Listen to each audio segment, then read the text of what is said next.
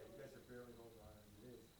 Then go around and try to, babysit the new people and make sure that they're not screwing up the fall fest when you It guys. was like hopeful past that when like a relative, for example, she did stuff in like the development world. She had interned with another agency, so that when there was times that things came up here, like she had a basic knowledge of what was going on. The whole just, that's not what? Like we could bounce that off of her. She had more contacts. Like when she was going to school, she could ask her professors about the weird things that we were encountering. Like I'm sure I could have Hollister. Correct. I'm pretty sure that's the answer. Here's a case study on what?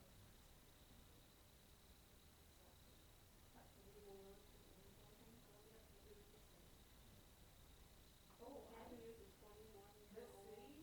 city has been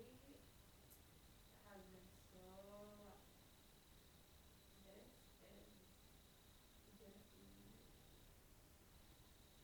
the one that finally gets our asses seen. This is the big, Let's see what it is.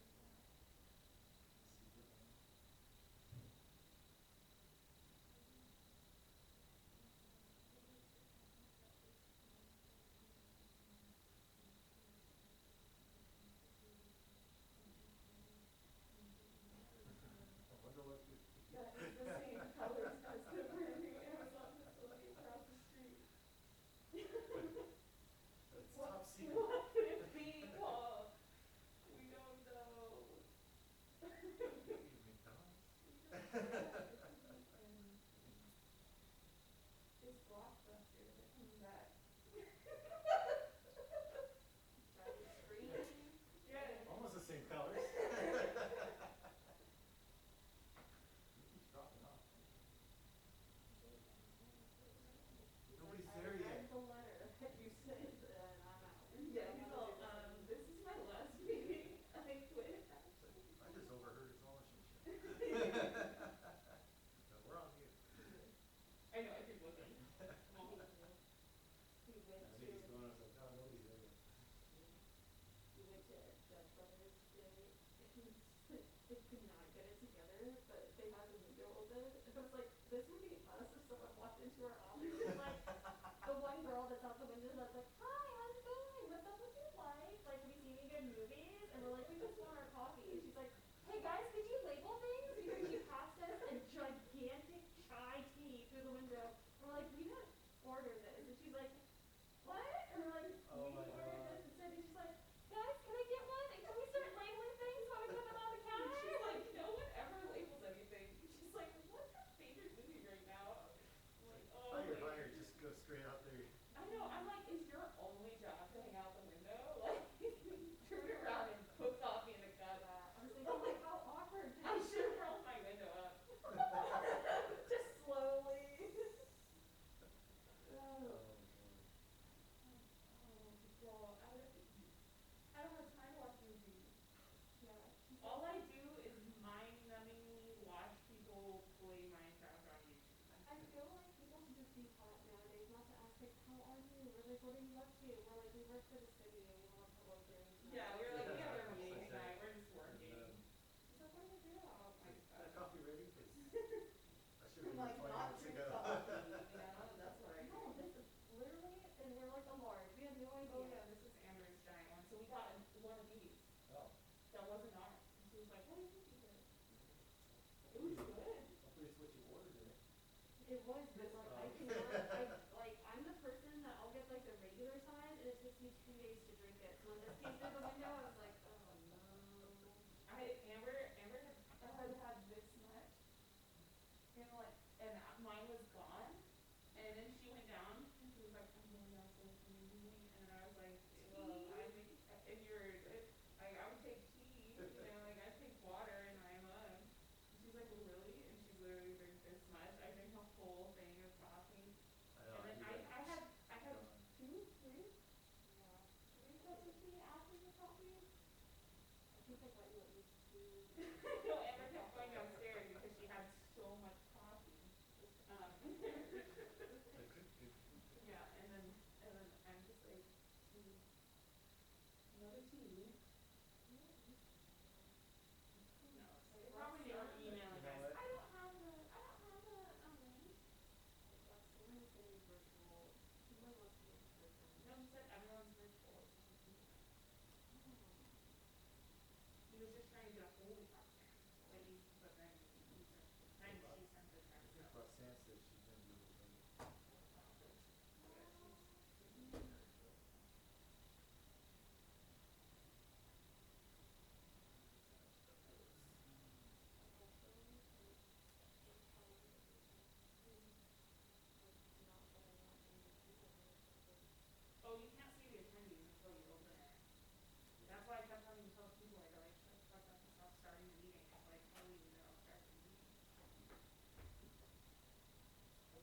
okay, like, we're recording, let me go live on YouTube, and then you can start.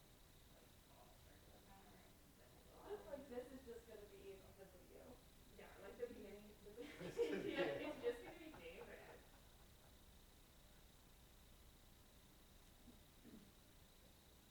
Alright, let me do a little bit of this.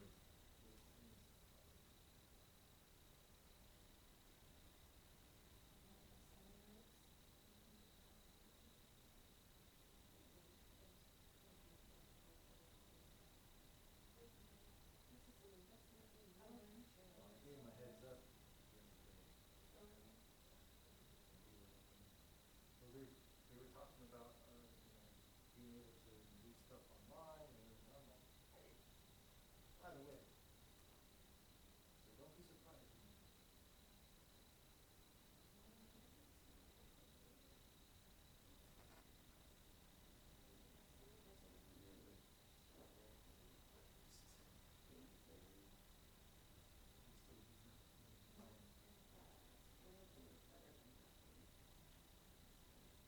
what we should do is get a solo crew, hire him, and then be like, you guys are the planners, we're a solo team. Yeah, there you go. Good luck. We gotta plan this from the ground up. You guys do the work.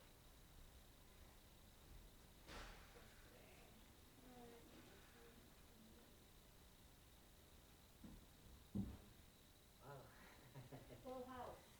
Oh, how are you? Good, the meeting's over. Oh, wow. Yeah. Thank you so much. Thank you so much for all of your help. Have a good night. Yeah, we just told them, never mind. Hey, Jason got his link. Imagine if we weren't secret. I really looked at the video.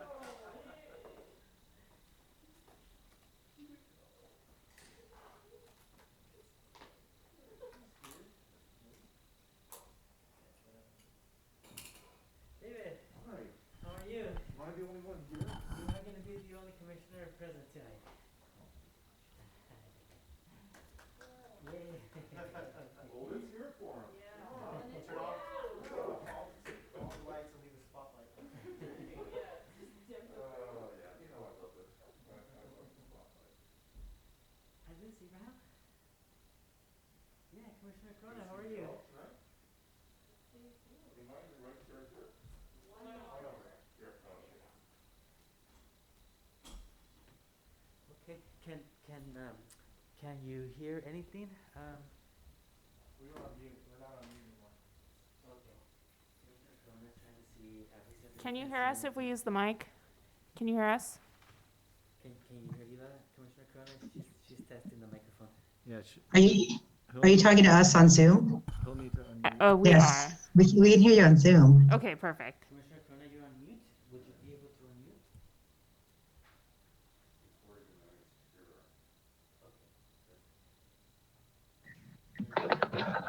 Okay. Okay. Okay, can you hear me now? Yes, yes, we can. Are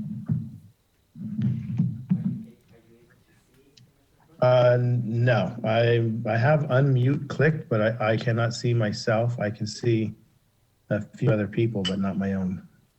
Are you on a phone or a tablet, or are you on a computer? And I cannot hear anybody at the moment. Are you on a phone or a tablet, or are you on a computer? Were you able to hear Ela, Commissioner Corona? She asked if you were on the phone or on a tablet or on a computer. I'm currently on my laptop. So do you have the speakers on? You should be able to hear us. Would you be able to look at your settings to see if to double check the speaker to see if it's on and Okay, well, hold on one second. Then we need to try and troubleshoot the speaker.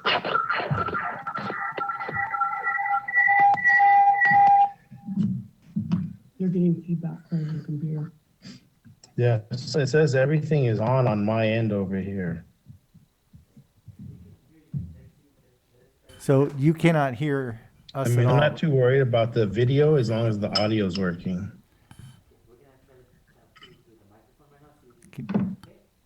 Okay. Can you hear us? Mr. Corona?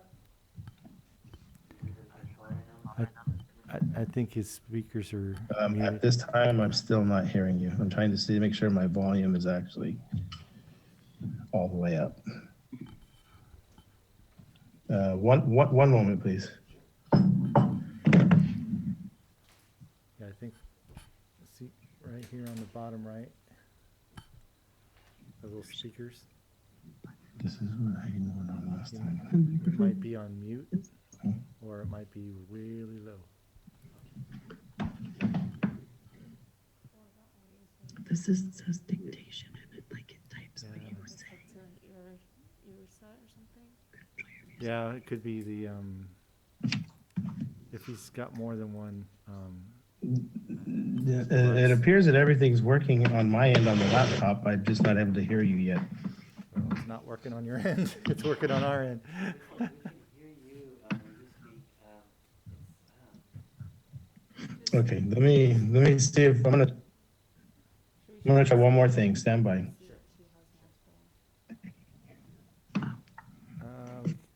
We can do that.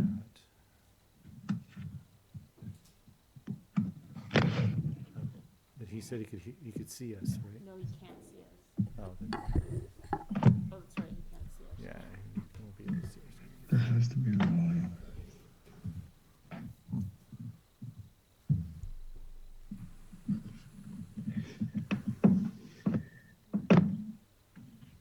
What's that right there? Click that arrow. Audio settings. Oh, he just muted it.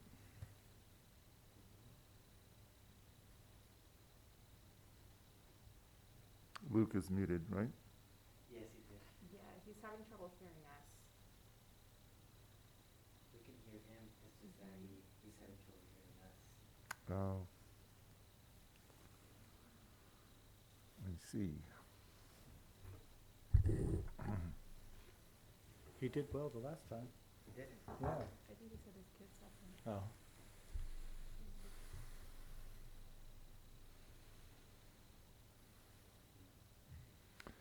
I'm on the phone with him right now to see. I see. Uh-huh. Okay.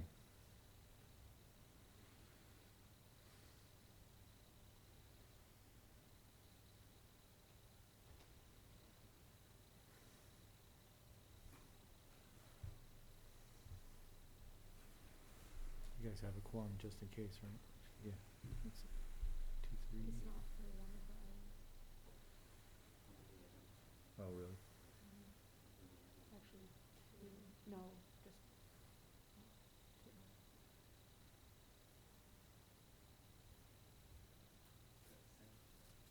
Are you okay to take it, or do you want me to take it afterwards? Because I was gonna take it. I think I still can't get it going. I think you guys are hearing me, but I have no picture and I have no sound. Can we try it? Can we test it again and see? He has no picture sound, so he's not seeing anything? You're not seeing anything, Commissioner Corona? You're not seeing the other? No, not the at, other not at this time. commissioners? I can see Roxanne and Kevin, and I can see Commissioner David, but that's it. I can't see myself or I don't hear anybody else talking. Can you try to talk? And you still can't hear us through the Zoom, right? Just over the phone? Were you able to hear that, Commissioner Corona? I can only hear you over my phone. I can't hear it over the laptop. Okay, so.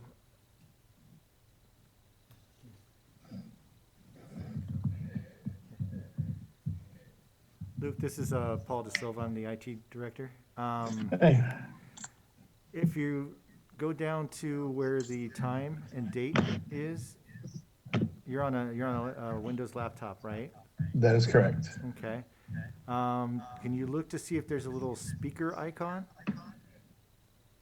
I on the bottom right where the time, date? You might be on a wireless. Hey, you're right. I just clicked on something and now I hear you. Okay. All right. I still don't have a camera, but I can hear you. So the camera, If you're on Zoom, Zoom, go all the way to the bottom left, you will see with mute. Either on- Yes, There should be a video camera icon that might have a slash. I do not have that. Does your laptop have a camera? Yes. If you not have the video camera icon, it says stop or start video. last time when I turned this on, everything came up with the camera asking me the way I looked.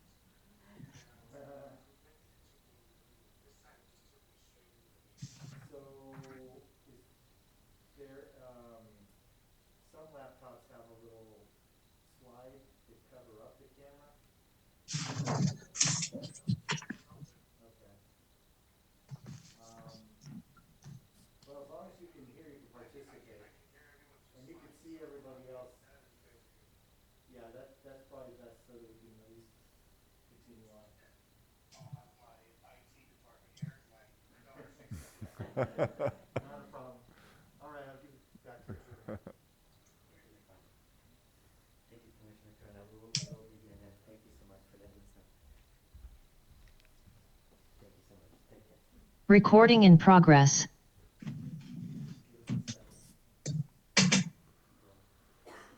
Ready to roll?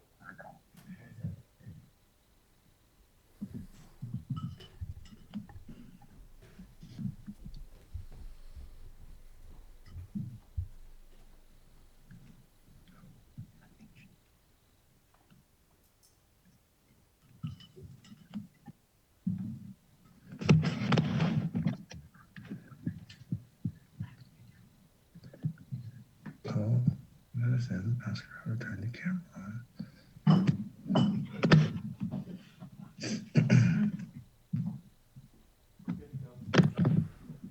Okay. I will now call this meeting to order. Good evening and welcome to the January 27th, 2022 City of Hollister Planning Commission meeting.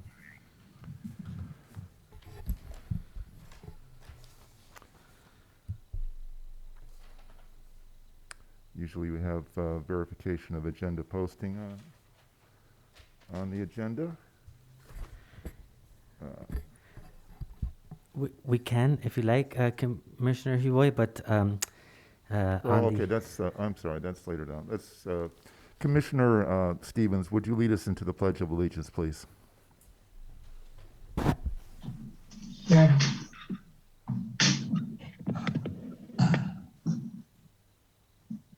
I pledge allegiance to the flag of the United States of America and to the republic for which it stands, one nation, under God, indivisible, liberty and justice for all.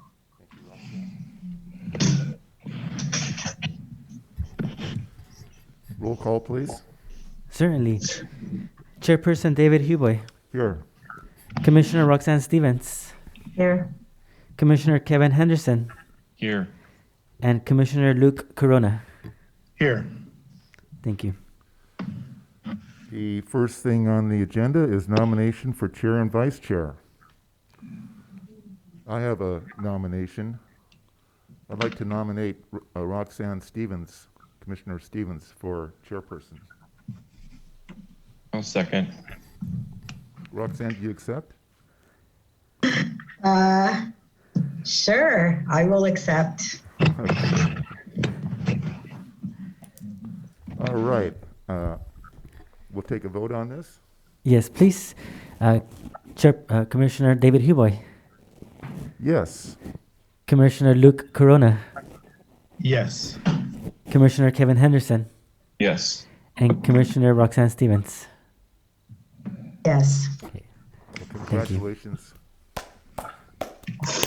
thank you. All right.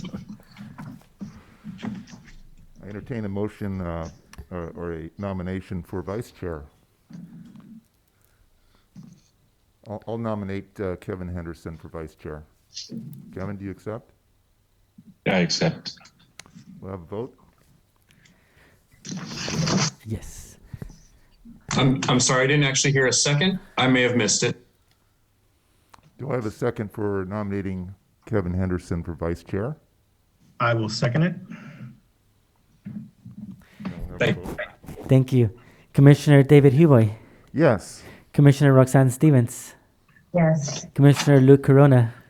Yes. And Commissioner Kevin Henderson. Yes. Thank you. Congratulations, Kevin. And it's, since I'm the only one here, normally we change places. Normally we would change places, that's correct. Oh, boy. Well, You can stay there. It's okay. we'll carry on. I guess I'll stay here in the chair seat for now. For tonight anyhow. Now we'll have the verification of agenda posting. Chairperson Huboy, even though you'll stay in the chair seat, would Madam Chair Roxanne Stevens at this point continue? Absolutely. Is that just checking? Would that be correct, City Attorney Epperson? That's correct, yes. Roxanne, will you carry on from here, please? Okay, sure. So the next item on the agenda is confirmation of meeting calendar. Is there anything that we need to do with this other than to acknowledge the meeting calendar?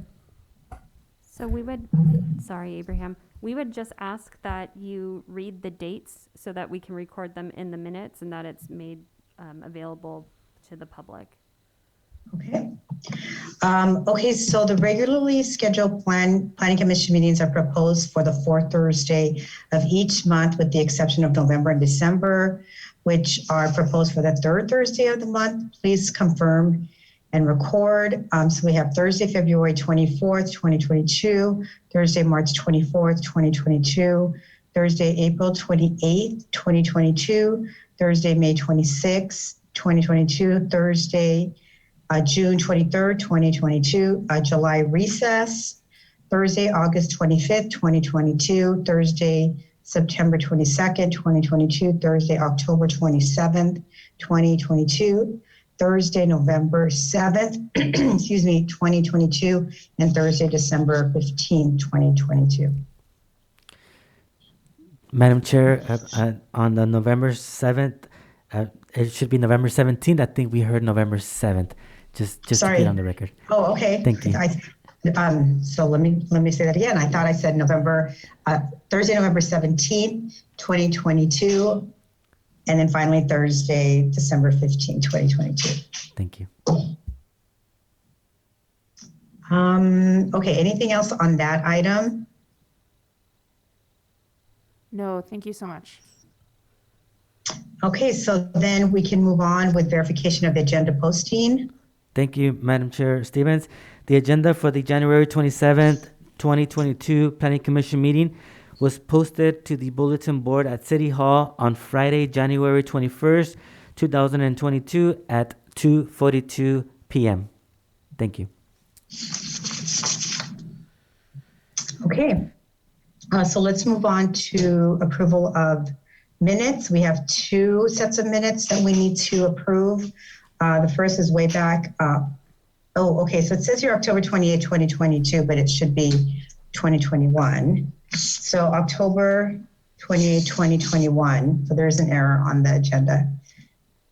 So does anybody want to make any comments about the minutes from that meeting or make a motion to approve?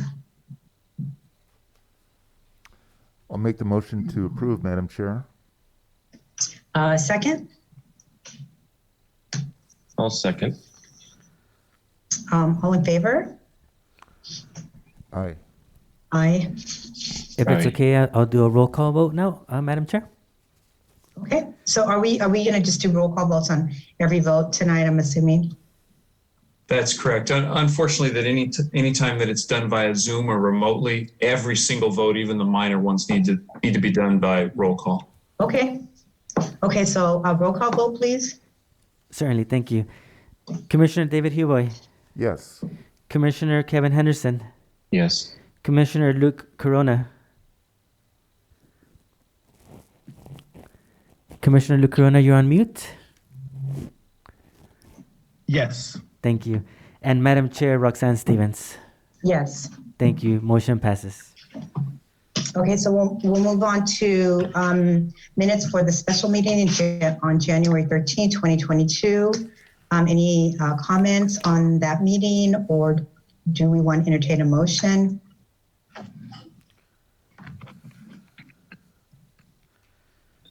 I'll make a motion to approve. Do I have a second? I will second it. Okay, so let's do a roll call vote. Certainly. Commissioner Kevin Henderson. Yes. Commissioner Luke Corona. Yes. Commissioner David Huboy. Yes. Madam Chair Roxanne Stevens. Yes. Thank you. Motion passes. Okay, so we're going to move on to the public comment section. So this is time for anyone in the audience to speak on an item not on the agenda and within the subject matter jurisdiction of the Planning Commission. Speaker cards are available in the lobby and are to be completed and given to the secretary, the Development Services Director, before speaking. When the secretary calls your name and address for the record, speak to the Planning Commission. If you are joining via Zoom, please click on the bottom of your screen and raise your hand. If you're joining, raise your hand, *6 to mute and unmute. Each speaker will be limited to 3 minutes with a maximum of 30 minutes per subject. Please note that state law prohibits the Planning Commission from discussing or taking action on any item not on the agenda. Do we have any speaker cards or anyone on Zoom that would like to make a comment at this time? I do, Yes. Madam Chair. We have Okay. Jeffrey Small, and I'm going to go ahead and allow you to unmute. Jeffrey? Thank you very much. Can you hear me okay? Yes, we can. Oh, thank you so much. Chair Huboy and Planning Commissioners and Mr. Prado. My name is Jeffrey Small of Capital PFG. I'm the financial advisor and act as in a fiduciary capacity to the San Benito High School District. Superintendent Tannenbaum is unavailable tonight. He asked me to deliver public comment on his behalf.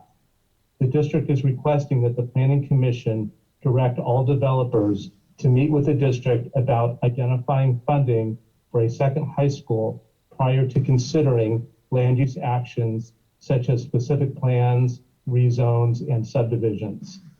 The district's objective is to illuminate the problem that our community is facing, namely, the high school is operating at capacity and any additional students from new development will diminish the educational program for our community. The district acknowledges that there is a housing crisis. However, in the last 4 years, the district has received approximately 2,000 building permits. Additional residential entitlement projects are expected to yield 3,000 or more housing units. Furthermore, actions taken by the state of California will place additional burdens on the district as the regional housing needs assessment is requiring the city, county, and San Juan Bautista to allocate over 5,000 housing units during the next 8 years. No new money is being allocated to school districts to expand public facilities that are needed for a growing population. There is widespread agreement that developer fees paid to the district to offset the cost of new development are woefully insufficient to construct a new high school. In today's dollars, new development will generate approximately $14 million in fees, well short of the more than $125 million needed to construct a new high school. The district is appreciative of the broad support it is receiving from the General Plan Advisory Commission, Planning Commission, City Council, and many other community leaders. The growing population requires adequate public infrastructure, including schools with sufficient capacity and strong educational programs. We look forward to working with the Commission, planning staff, and the development community to help ensure that we can serve the needs of existing and future students. Thank you for your consideration. Okay, thank you, Mr. Small. Are there any other speaker cards or any other speakers on Zoom? I see no other hands raised, Chairperson. Okay, so we're going to move on. Do we have to do anything formal at this time to move on to the next agenda item, or do we just move on to the next agenda item? We can just move on so long as there's no one else trying to make a public comment. Okay, so let's get started with agenda item number 1, minor subdivision 2021-1. TES Investment LC J. Adam. The applicant is requesting to subdivide a 0.83 acre lot located on the low density residential zoning district into 4 lots for future single family development. There is an existing home located on the property which will remain and will be located on one of the 4 newly created lots. The property is located at 1871 Buena Vista Road, further identified as San Benito County Assessor Parcel number 052-320-003. CEQA categorically exempt. Okay, so can we get a staff report? Yes, thank you. Thank you. Sorry, was I echoing there?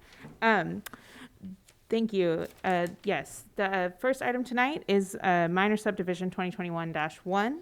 And as stated, the applicant is requesting to subdivide an approximately 0.83 acre lot into 4 lots for future single family development. The property is located at 1871 Buena Vista Road in the low density residential performance overlay zoning district. There is an existing single family home, which you'll see on your screen here, which will remain on parcel 1 of the newly created lots. The parcel currently has access off of Buena Vista Road to the existing single family home, the access to the north. As part of the project approval, the access to this property will be moved to Charlie Drive here to the southwest. And the frontage along Buena Vista will be improved to be consistent with the existing sidewalk and sound wall along the neighboring properties on Buena Vista Road. All 4 of the new properties will have access off of Charlie Drive. The size of the lots are as follows. Parcel 1 is 13,658 square feet. Parcel 2, 6,253 square feet. Parcel 3, 5,656 square feet. And finally, the southernmost parcel, parcel 4, will be 5,559 square feet. In addition to the existing single-family home on parcel 1, that's going to remain, there is an existing accessory building, which will also remain on parcel 2. The R1 LPZ zoning district allows for development at densities of between 1 and 8 dwelling units per acre. And the ultimate development of 4 single-family detached homes on this proposed subdivision will result in the development being at approximately 4.8 units per acre, which is consistent with the permitted density. The lots are also consistent with the existing single-family development that surrounds the property. The property development will be subject to standard R1 development regulations. There was no request for variation in the development standards. So the setbacks will be 18 feet to the residence in the front yard, 20 feet to the garage in the front yard, a 15-foot rear setback, a 6-foot side yard setback, as well as a 50% maximum lot coverage standard. The current 2005 to 2023 general plan designates this project site as a low density residential, which again allows between 1 and 8 dwelling units per acre. The existing parcel with the single detached unit is developed at about 1.2 units per acre on the low end, whereas the division and future development of 4 total single family units will bring the development again to that 4.8 dwelling units per acre. It's consistent with the city's general plan designation, as well as the city and state's goals to increase housing density within the city. With that, staff recommends that the City of Hollister Planning Commission review the applicant's request, receive all written and oral testimony regarding the proposal, and make the following motion to adopt Resolution 2022, and this will be -4, approving minor subdivision 2021-1, subject to the findings and conditions contained in the draft resolution. Thank you, and I'd be happy to answer any questions. Thank you, Ava. Any questions or comments for staff from the commissioners? Just a question. on the parcel 2, is that a detached garage? You say an accessory building? I believe it is a detached garage. I don't know if the plan is to expand on it to turn it into a single-family home, to build the home around it and make it more of an ADU, but they do propose to keep it. I think it's either a garage or like a barn building, storage building. Get creative with that. Thank you. Does the applicant reside in parcel 1? I actually don't know the answer to that question. I believe they are online. They may speak during the public comment period, but I do not know if they reside in parcel 1.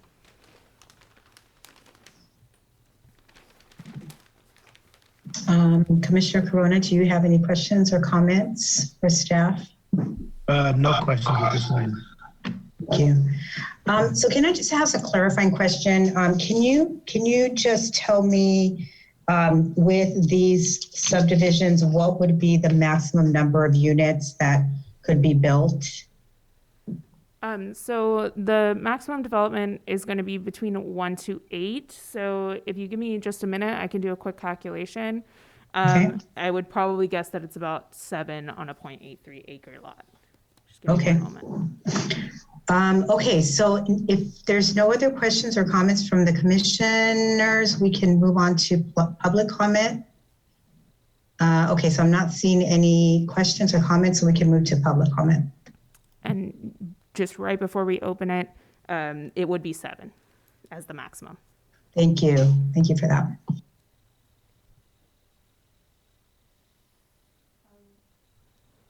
I did see a hand at one point, but it looks like it is down.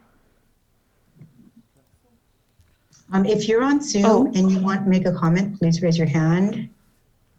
I will just state for the record, the applicant stated in the chat, no, they do not reside at. Reside there. But otherwise, we have no comment. And no one in the room that filled out a comment form. No, we are empty in the chambers. Okay. Okay, so what is the pleasure of the commission? Do you want to move forward on a motion? Do you want to have further discussion?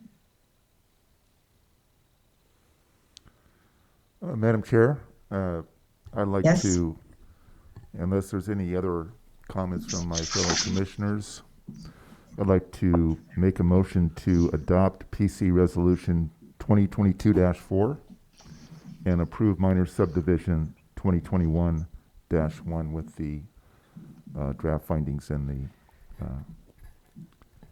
the resolution. And I'm sorry, everyone. I realize that my Zoom connection may not be the best, but I wasn't certain whether or not the time was stated for the opening of the public hearing and the time was stated for the closing of the public hearing. If we could just do that. If it's already been done and I missed it due to the Zoom connection, I apologize. I do not think that I said the time, so I apologize for that. Ava or someone else, did you? Yes, for both the opening and the closing of the public comment, it was for 6:28 p.m. Okay, I think that was Amber. Thank you, Amber. Okay, so we have a motion to adopt the resolution. Can I get a second from another commissioner?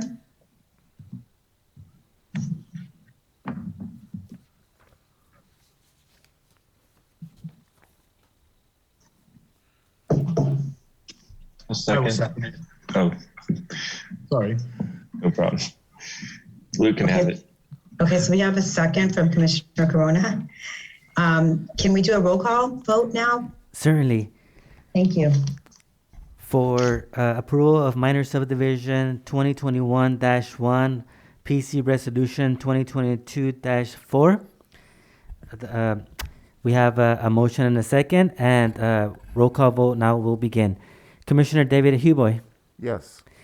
Commissioner Kevin Henderson. Yes. Commissioner Luke Corona. Yes. Madam Chair Roxanne Stevens. Yes. Thank you. Motion passes.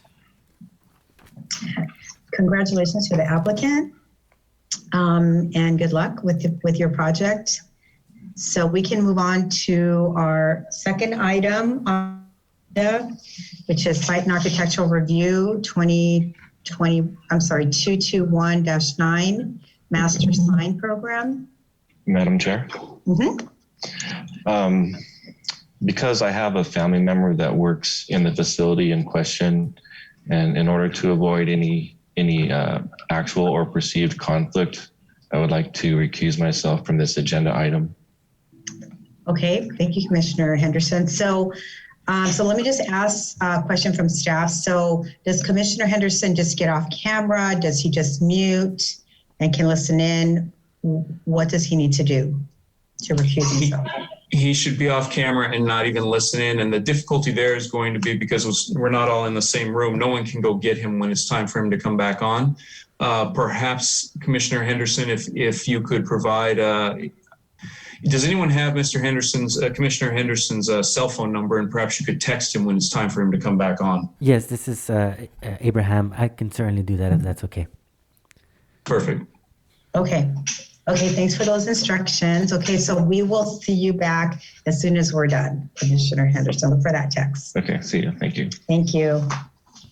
Okay, so I'll just continue. Steve, Beach Champ dash Panatoni, sorry for that. Development Company, the applicant is requesting approval of a master sign program for the installation of a freestanding monument sign and 2 freestanding directional signs. The project is located within the M1 Light Industrial Zoning District, located at 1551 Citation Way, further identified as San Benito County Assessor Parcel Number 053-360-037, and then 053-360-038, 053-360-039, and finally 053-360-040. CEQA categorically exempt. Can we get a staff report? Thank you, Madam Chair. Thank you. The applicant is requesting approval of a master sign program for an existing industrial site located in the Light Industrial Zoning District at 1551 Citation Way.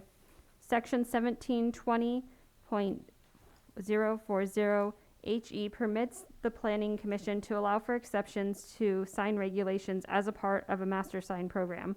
The City of Hollister Sign Ordinance, Chapter 17.20, permits up to 2 monument signs not exceeding 32 square feet each in the industrial zoning district. The applicant is requesting approval of 3 freestanding monument signs as a part of their master sign program. The applicant is proposing a non-illuminated freestanding monument sign north of the second driveway closest to the northwest corner of the building. The sign is proposed at 8 feet in height with a 1-foot base. The monument sign will contain 74 square feet of signage on either side. In addition to the freestanding monument sign, the applicant proposes 2 additional large-scale freestanding directional signs on the project site. The first will be located north of the northern driveway of Citation Way, closest to Flynn Road. The second will be located at the southern driveway at the south end of Citation Way's cul-de-sac. Each of the directional signs will be a total of 7 feet in height and 30 square feet of signage on either sign. The master sign program will also include all existing wall signs for the building, which are consistent with the City of Hollister's sign ordinance. The applicant requests the following modifications to the sign ordinance as a part of their master sign program. 1, an allowance for 3 freestanding signs rather than 2. 2, an allowance to exceed the maximum square footage of signage for an industrial site, 50 square feet for 1 freestanding sign, 32 square feet for each of the 2 freestanding signs, and install a 74 square foot double-sided sign and 2 30 square foot double-sided signs on the site. The applicant has provided a statement regarding the request which indicates that the intent of the signage is to aid the flow of traffic for the building and the site, and that the visibility of the larger signage is crucial for the safety of their on-site personnel and patrons. The signage is not intended to attract clientele or projects to outside entities. And with that, staff recommends that the Planning Commission review the applicant's request, receive all written and oral testimony regarding the proposal, and make the following motion. Adopt a resolution approving site and architectural review 2021-9 for a master sign program subject to the findings and conditions contained in the draft resolution. Are there any questions for staff? And I also believe there are the project applicants online as well if you have any questions for them. I do have a question regarding the illumination of the sign or non-illumination, as you mentioned in the staff report. Is there any design to have lighting that would, like uplighting that would show visibility during the dark hours? I would defer that question to the applicant. When what we received, there wasn't any lighting that was lighting displayed design? to us.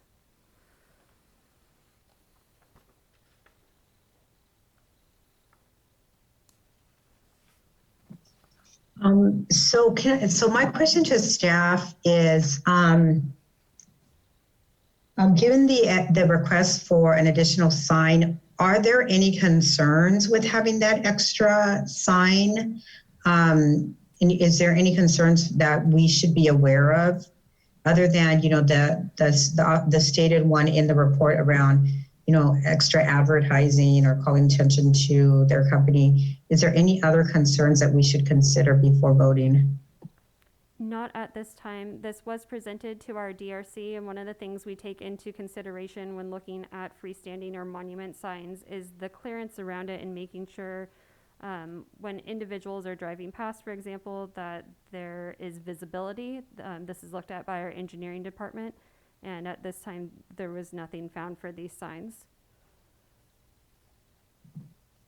Okay, thank you.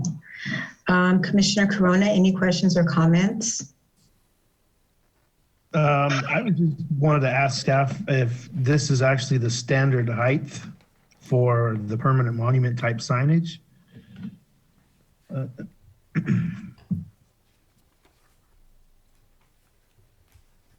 32 feet, right? So the typical monument signs we do see is at 8 feet tall, and then they usually have that 1 foot base.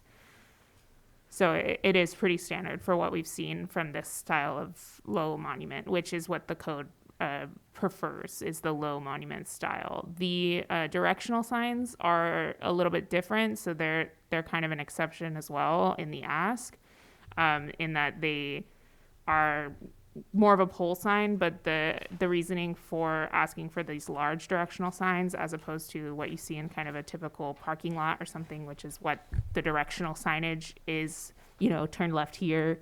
They're asking for these large signs because they're dealing with large trucks, and they have a fairly large site, and the signs are pretty spread out throughout at their 3 driveways. And so these signs are going to be visible to the people who need to use them to be directed throughout the site.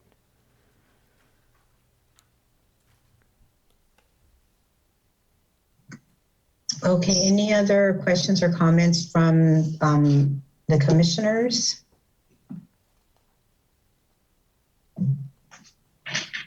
Okay, so I'm not seeing any indication, so I'm going to go ahead and move on to public comment, and we'll open public comment at 6:40.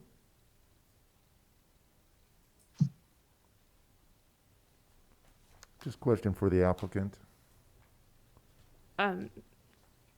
First, before the question for the applicant, David Huboy, we have a comment in the chat from the applicant, and I will request that the applicants raise their hand and speak during the public comment. It's going to be easier, I think, to track. But from Todd Chandler, uplighting is planned for monument signs MS1 only. So there is some lighting that is in the works for visibility during the dark times. What is the operating hours for this facility?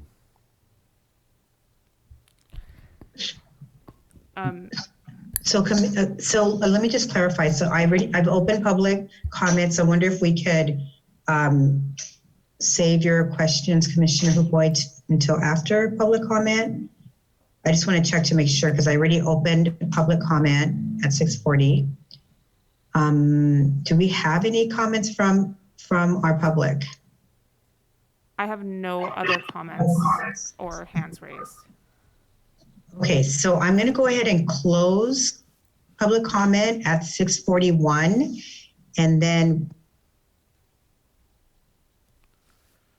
sorry about that, to further discussion from the commissioners. Well, my understanding then is that the purpose of the sign is for the employees and those personnel that work at the facility and not necessarily for the general public. Am I correct? That is correct. Okay.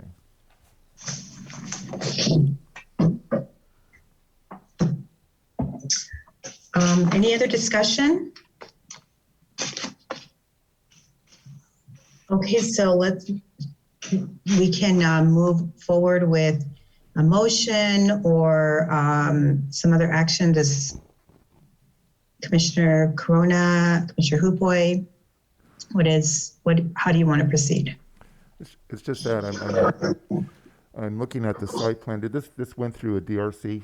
I mean, That's correct. Yes, it has. Okay, because some of the issues with these large signs is visibility at the ingress and egress of the site. So I'm looking at the site plan, and I'm sure that was vetted on any safety issues from oncoming traffic that would possibly block those sight lines Yes. at those Yes, entry that is and exit correct. points. Our engineering department took a review of it for the purposes of which you were just speaking about, and then we also have our fire and our police department as well that also take into consideration. Okay. So that does alleviate any of my concerns.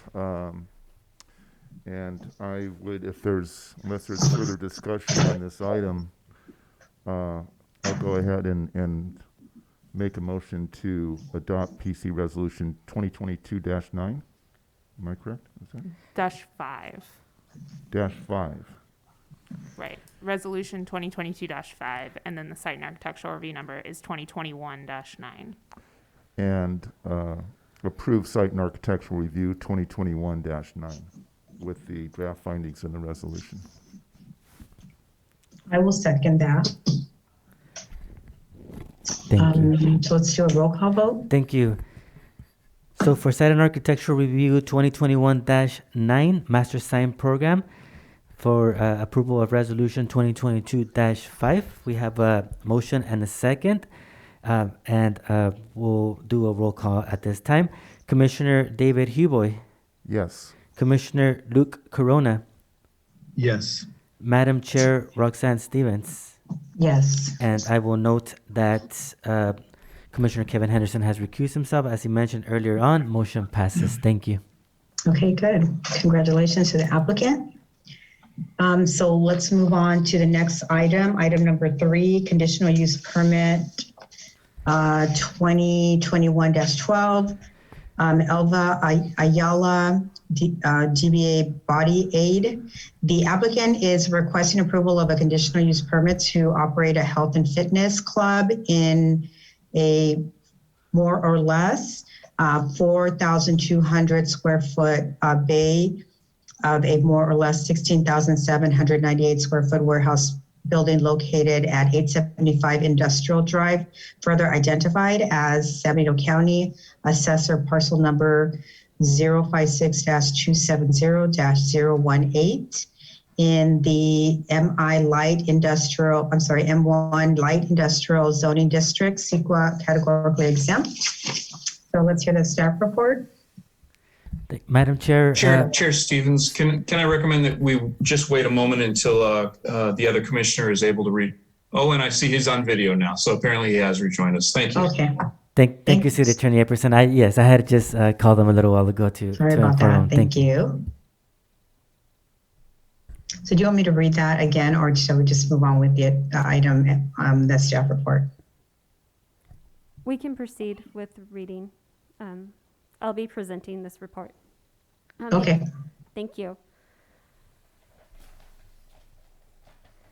The applicant is requesting approval of a conditional permit 2021-12 to allow for the use of a health and fitness studio body aid in a 4,200 square foot bay of an existing 6,798 square foot multi-tenant industrial building located at 857 Industrial Drive in the light industrial zoning district. The owner of Body Aid has previously received Planning Commission approval for conditional use permit 2019-9 in November of 2019 to allow for the use of a health and fitness studio in a 1,740 square foot existing suite in a 18,000 square foot multi-tenant industrial building located at 817 Industrial Drive. The applicant has indicated in their application submittal packet that they are seeking to relocate their small business into a larger facility so that it may continue to grow. Body Aid was officially established in 2016 with the intent to provide a safe, encouraging, and non-judgmental space for individuals of all body types and fitness levels to come in and receive challenging workouts unique to them. The studio offers group classes throughout the day that are led by trainers who provide instruction, observe members for proper techniques, and for safety. Morning classes typically begin at 5 a.m. and end at 10 a.m., and evening classes typically begin at 5 p.m. and end at 7 p.m. The anticipated number of members for each class or session is approximately 15 people. The applicant intends to lease a Bay A at 857 Industrial Drive, which again is roughly around 4,200 square feet, and it's a part of a multi-industrial building. Building A is located at the western end of the building, east of Industrial Drive, and contains 2 bathrooms, 2 offices, and an open warehouse space, as you can see on the screen. And just before we move on with the staff report, just so everyone has kind of an idea of the overall layout of the site, this provides an image of the multi-tenant building as well as the parking.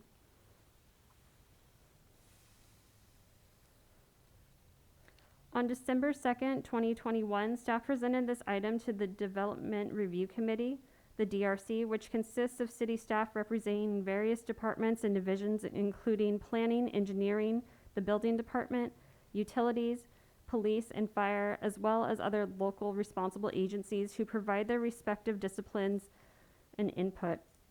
The DRC has expressed the following concerns regarding this project.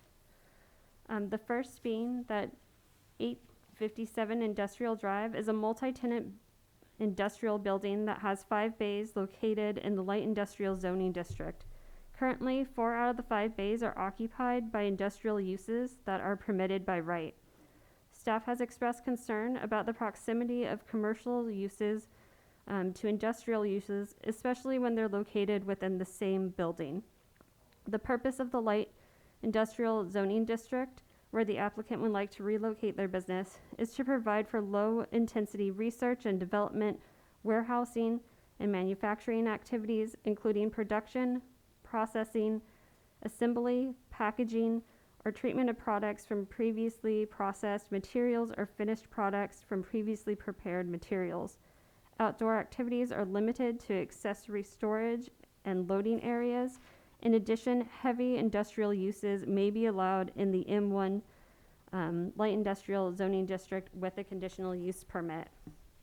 The use of a health and fitness club is permitted by right in the commercial office zone, the general commercial area, the North Gateway zoning district, the downtown mixed use zoning district, as well as the neighborhood mixed use and West Gateway districts. However, per table 17.101 industrial zone districts land use and permits requirements of the Hollister Municipal Code section 17.10.020 industrial manufacturing land uses and permits required, a health and fitness club may be allowed within the light industrial and industrial business park zoning districts if a conditional use permit is approved through the Planning Commission. The intent of requiring a conditional use permit is to allow for activities and uses that are unique and whose effects on the surrounding environment cannot be determined prior to being proposed at a particular location. At the time an application is submitted, a review of the location, design, configuration, and potential impacts proposed by the use are compared to the established development standards. The second concern that the DRC had expressed was in regards to inadequate parking on the site. Per section 17.18.060, number of parking spaces required, a health and fitness club shall provide one space for every 2,050 square feet of gross floor area and shall provide bicycle parking in the amount of 10% of vehicle spaces. The square footage of Bay A is approximately 4,200 square feet, which equates to 17 parking spaces and 2 bicycle parking spaces. The building owner has provided an overall site plan that indicates the various square footages and current uses of each of the bays. Currently, the existing multi-tenant building square footage is 16,798 square feet and has a total of 30 parking spaces, with 2 spaces that are dedicated to ADA accessible parking and an aisle. However, the parking analysis that was attached in your packet indicates that a total of 64 parking spaces and 3 bicycle parking spaces would be required for this site, including the 17 spaces required for the proposed use. The site is currently underparked for the existing uses, which require a minimum of 47 spaces. Furthermore, the provided site plan indicates that there's no available parking for bicycles on site. However, the building owner, on the behalf of the applicant, has submitted a part of the application submittal, a purchase order for a single grid bike rack, which will be able to accommodate 4 bicycles, which meets and exceeds the bicycle parking requirement for this site. The third concern that was expressed by the DRC is that there is no trash enclosure on site. There's no trash enclosure on site for the existing or proposed use. Staff recognizes that this is difficult to condition a tenant's use permit on a condition that would be needed to be fulfilled by the property owner or the manager, such as requiring the installation of a trash enclosure on the site.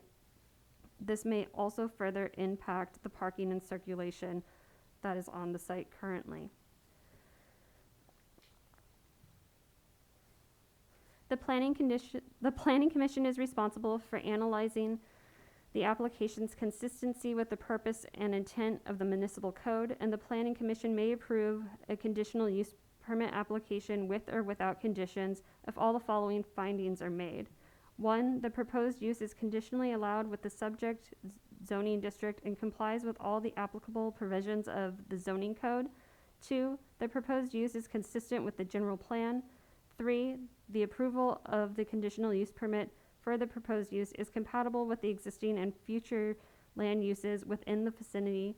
4, the location, size, and design and operating characteristics of the proposed use are compatible with the existing and future land uses in the vicinity.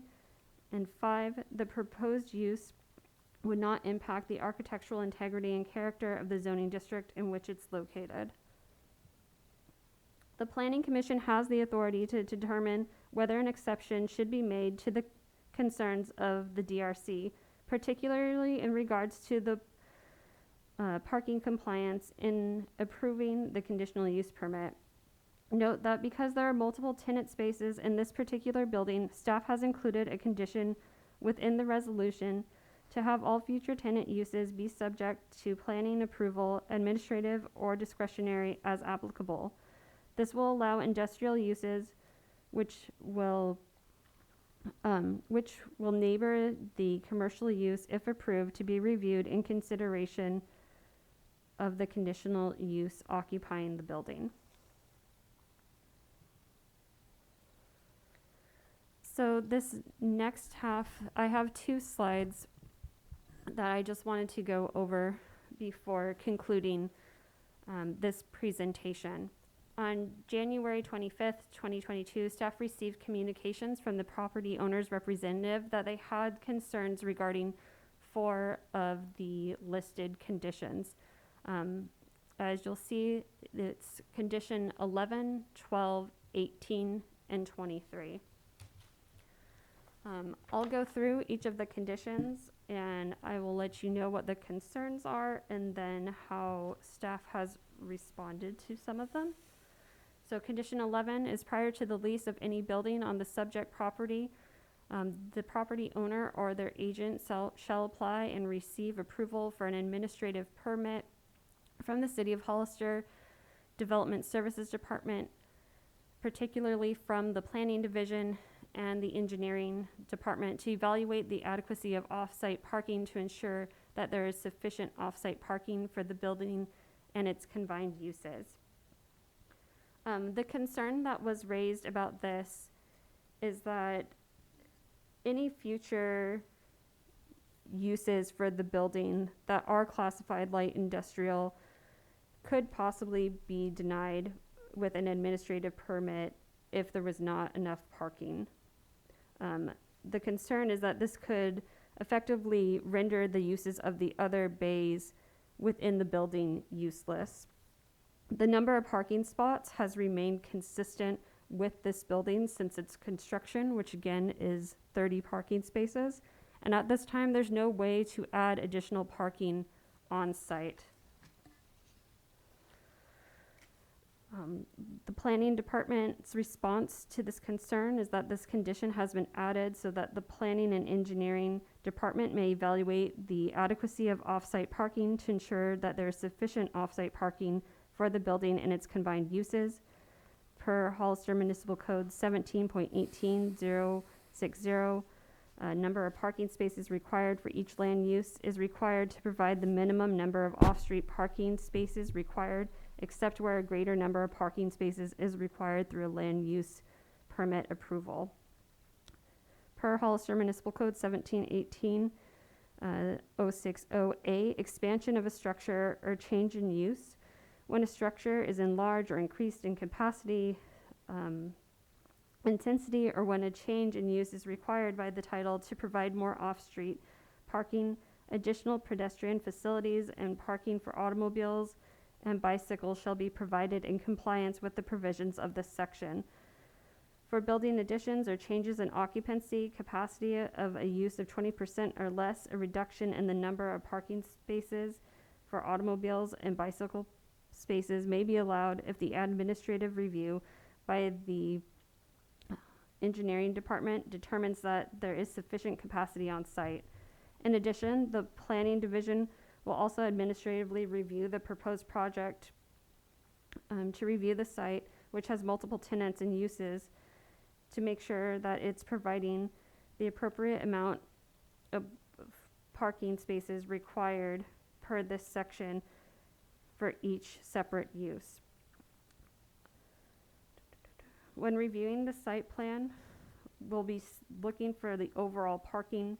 Staff is able to take into consideration a reduction of off-street parking requirements if the applicant is able to provide evidence that there is shared parking, meaning that the owner has to provide and demonstrate evidence to the satisfaction of the Development Services Director that a reduction is necessary to efficiently operate the subject use and will not result in any parking deficiencies through the submittal of a parking study.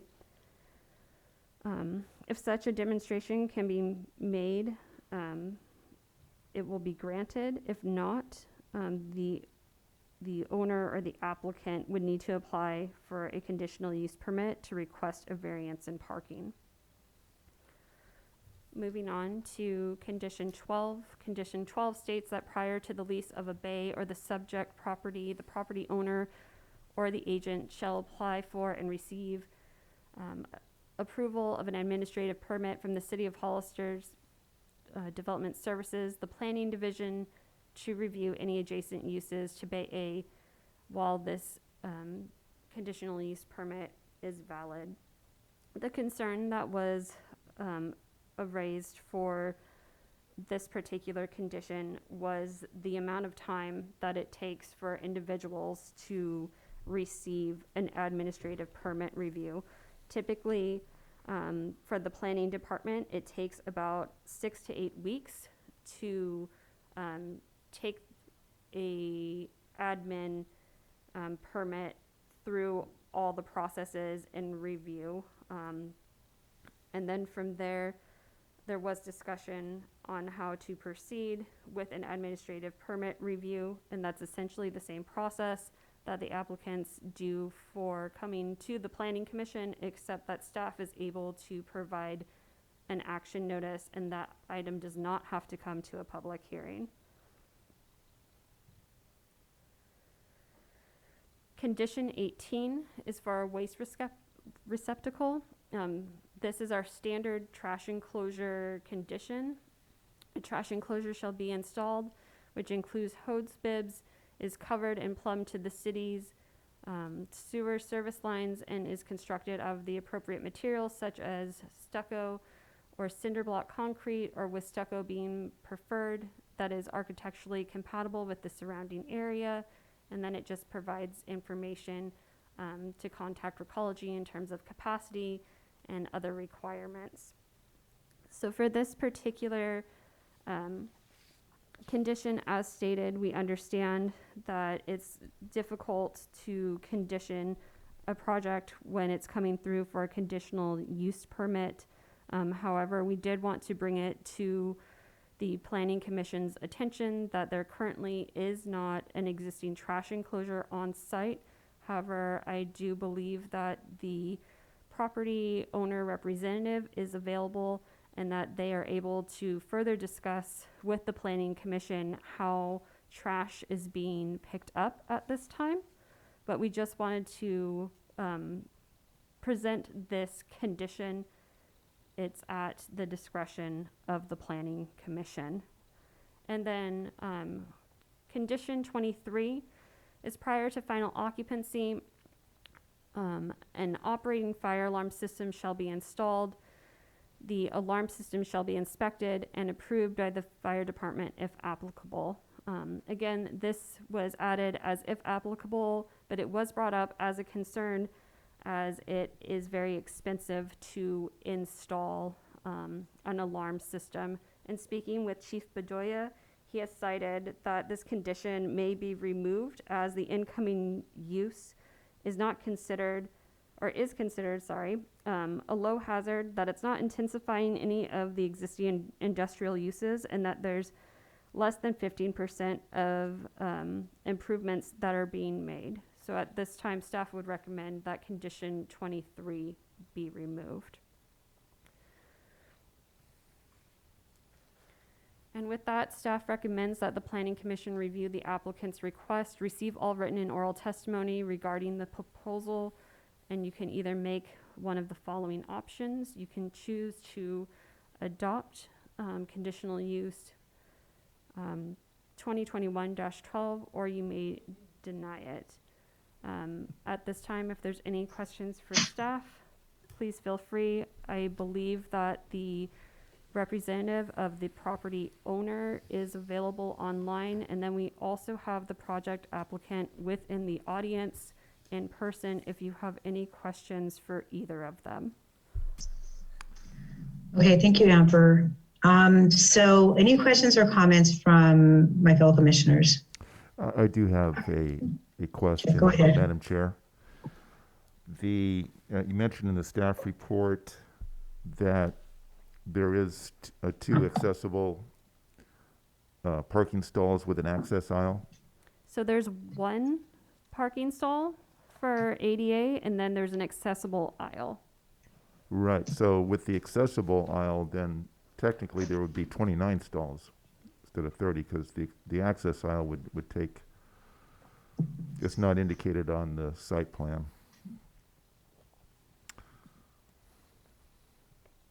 We don't see an access aisle. So, I mean, if this is I just want to be clear that that when you have a accessible parking stall, you have conjunction with it an access aisle. I don't see an access aisle indicated on the site plan. So I think there's probably 29 stalls I mean, this, The property representative does have their hand up. They may be able to further clarify. okay, when we open the public hearing, then we can talk to the applicant regarding that. Okay, do you have any other questions, Commissioner Huboy? No. Commissioner Henderson or Corona, any questions or comments? The one question I had would be for staff is, at the current time, how is the trash actually being picked up and being maintained without an enclosure at this point? I would also defer that to the property representative. Okay, so we can have them discuss that as well during public comment section. Commissioner Henderson, any questions or comments? Yes, I'm a little confused about, well, I guess the first question is, these special conditions that were brought up, if maybe you can go back a couple slides when you had 11 and 12. Yes, so these types of conditions are, what about the other bays that are there now? Are they under the same type of conditions? They are currently not. The property owner has indicated that the existing uses are all light industrial uses. So they were permitted by right and therefore did not have to undergo the same process for getting a CUP. Okay. And so this applicant already has a bay, a smaller bay in the same building. Is that correct? No, they are currently located at a different location. They're at 817 Industrial Drive, which is about 2 buildings away. But the point in staff bringing that forward was just so that the Planning Commission is aware that they have previously approved a very similar project with these same conditions that you see before you. Okay. And so I'm just trying to understand. So if we don't remove these conditions, then basically the property owner is saying that the applicant won't rent the space to the applicant. Am I correct? Or? Yes, that is correct. And just for the record, there was a correspondence received from the property owner representative. That correspondence has been made available to the public and has also been placed on the dais as well.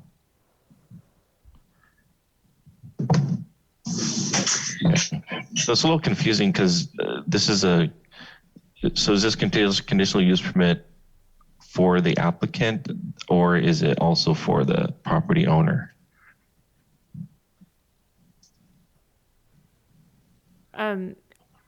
Commissioner Henderson, that's kind of the tricky part of this, is that it is a conditional use permit for the applicant. However, the site is inadequate per the code, in particular for parking. So essentially, these conditions are in that you, as the commission, if you approve this conditional use permit tonight, are saying we accept this use and the building as it is at the intensity levels that this business would add to the building. And we accept the parking that's available on site to allow this use.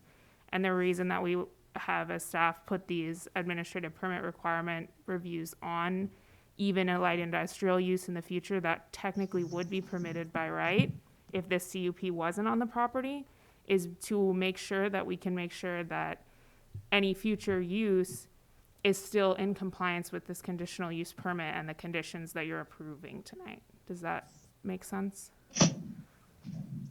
Yes. But it's difficult. It is a difficult one. We understand that.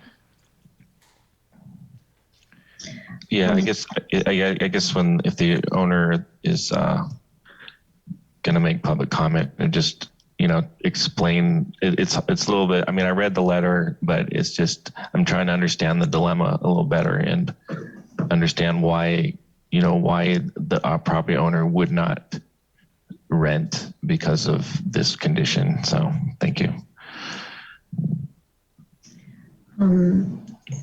Any other questions, Commissioner Henderson? No. Okay, so I have a, well, I guess it kind of follows along the same lines as some of the other commissioners' concerns, and I think I just will wait to hear from the applicant during public comment. But I am concerned about the parking, and I'd like to hear a little bit more about that. And I understand that the plan is to move from one site to another, so just down the street. And so my question is, do you anticipate increased number of clients coming? And then if so, then how will you address the issue of parking? Because that street is it's very difficult parking. I'm at that street a lot. So I just would like to hear a little bit more about how to resolve that issue. I think that is a major concern. I think the other ones probably have some solution, but I'm not seeing what the possible solution is for condition number 11. So I'd like to hear a little bit more about that. I know this type of business has staggered clientele coming in at different times. And so parking, there may be a plan for how to address that. So I'd like to hear that. And then also, if you can just comment about the change in the size of clientele. Do you anticipate a large increase, or do you expect it to stay the same? So if you can also answer that question. Okay, so I'm going to check in just really quick with the rest of the commissioners. Any other questions or comments for staff? If not, I will move to public comment. It is 7:13. Okay, so not hearing any, so we will move to public comment at 7:13. Yes. Thank you, Chairperson. I do have the applicant, Elva Ayala, in the audience. Go ahead, Elva.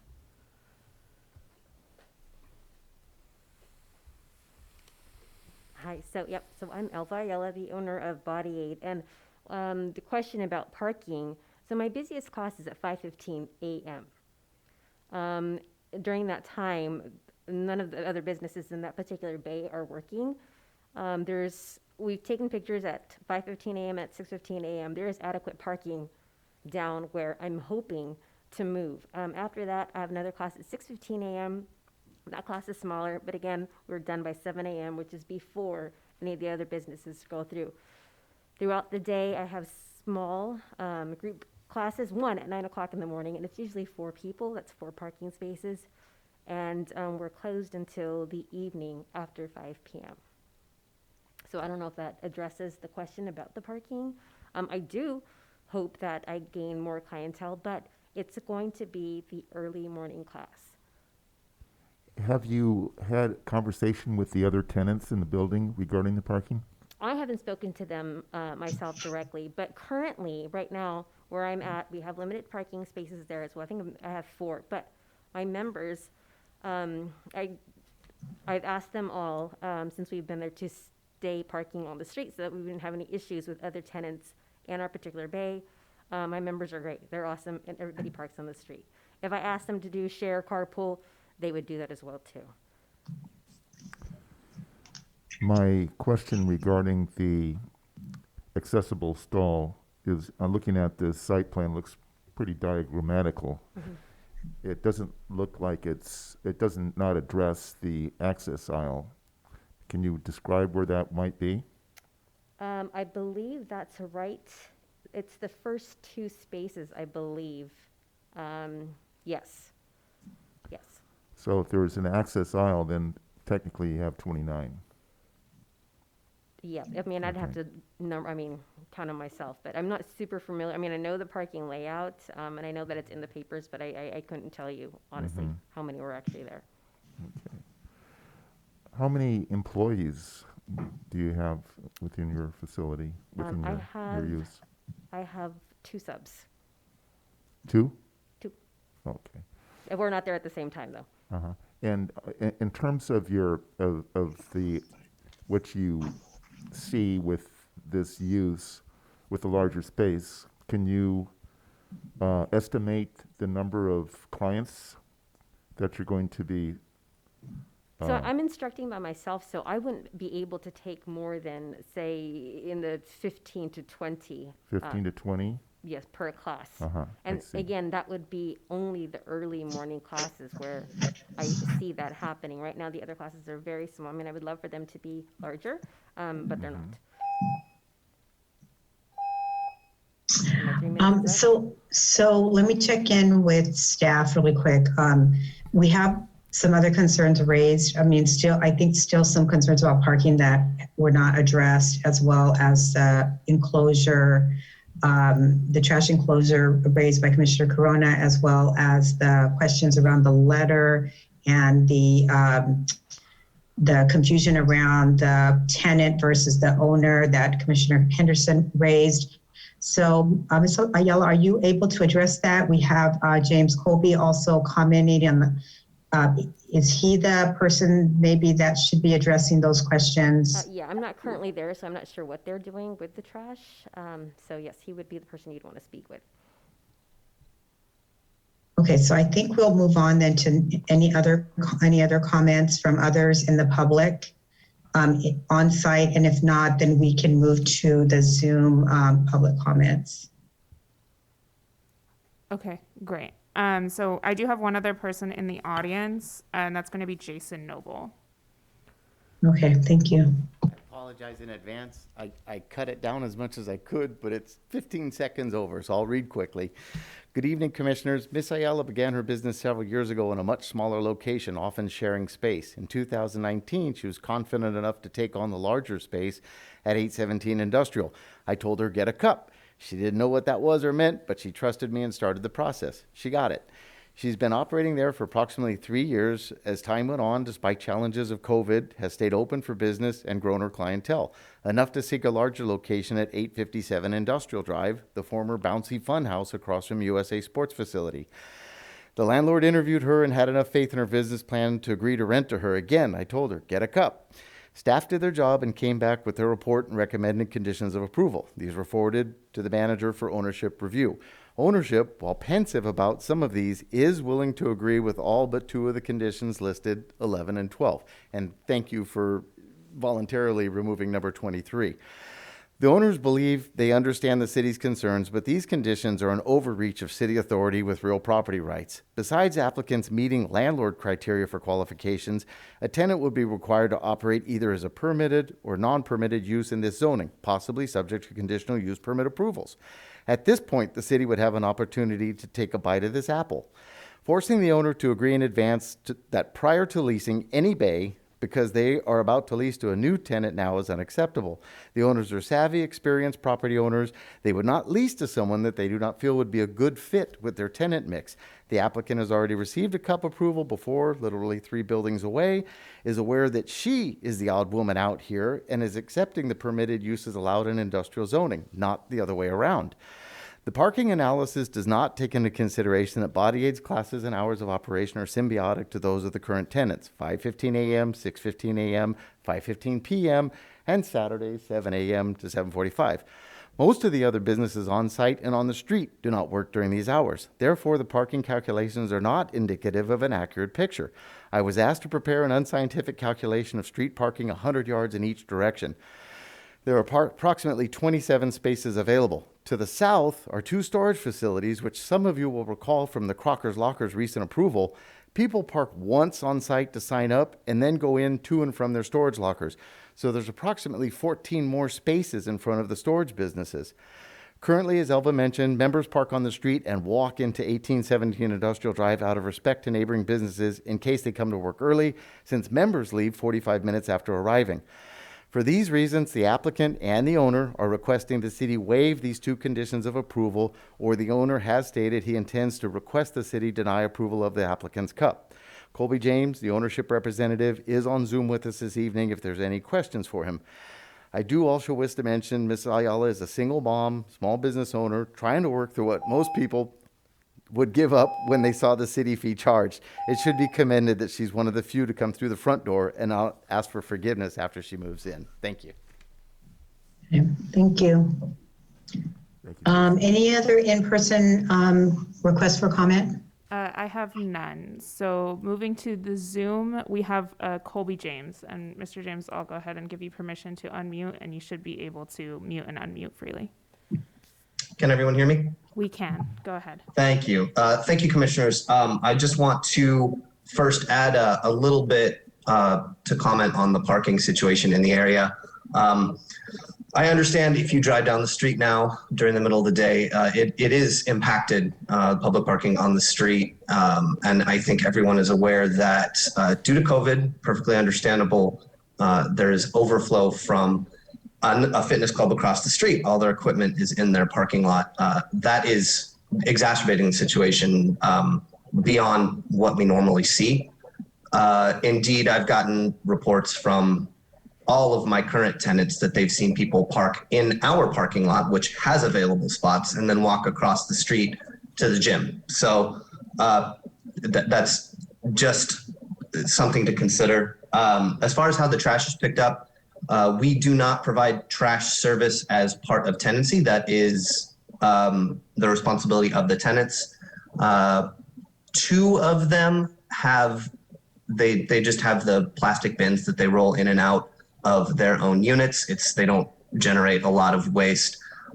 There is an HVAC contractor at the other end of the building, and he does have some dumpsters that he stores at the edge of the property. True, there is no enclosure. The requirements of building a cinder block or a stucco enclosure that's connected to the city sewer line is if we need a trash enclosure, I understand. I would like to possibly discuss with the city if we can maybe remove the hose bib connection requirement, because that would be a significant financial investment. The access stall, the handicap stall for parking is that just. I put this site plan together. I've really been trying to help out Elva. To Jason's point, she's trying to do things the right way. I've never been through this process either. We've never had to seek a conditional use permit in the past. This is a first for me, so I'm trying to do things the right way as well. So I put the site plan together, and the aisle the aisle for the handicap space on at space 1 is actually just to the left, so that box that designates the landscape area is not drawn correctly. With respect to conditions 11 and 12, the administrative permit requirements, the reason the owners are balking at that is it's the forfeiture of agency and rights to lease to light industrial tenants. That was our that was my goal when I set out to lease this space. Elva applied. Myself and the owners really believe in what she's trying to do. So I decided to take a chance. Had we known that those conditions 11 and 12 would be in a conditional use permit, if I would have been given that information from the city, had Ms. Ayala known that and told me that up front, we probably would not have pursued tenancy of Body Aid in Bay A. So that's really what is going on there. I'm not trying to get anyone into the building that shouldn't be there. I'm trying to do things the right way. I have a suspicion that what happens in other buildings is they will get a tenant with a conditional use permit with these administrative permit conditions outlined as part of that conditional use permit, and then the building owners will just ignore that. I'm not willing to do that. The owners are not willing to do that. We want to stay above board with the city.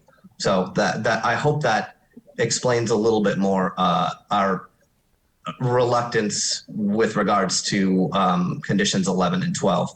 And to Jason's point, I do not have authorization from the owners to approve tenancy of body aid if we can't get items 11 and 12 removed. It just, the 6 to 8 week waiting period is onerous on us. I would go through the process of vetting, interviewing a tenant, doing financial checks, negotiating a lease. Part of the condition of the lease would be, okay, you need to go get your administrative permit. I will help you with that process. During that time, we just, as business practice, we won't charge rent for that. If they're not generating income, we don't charge rent.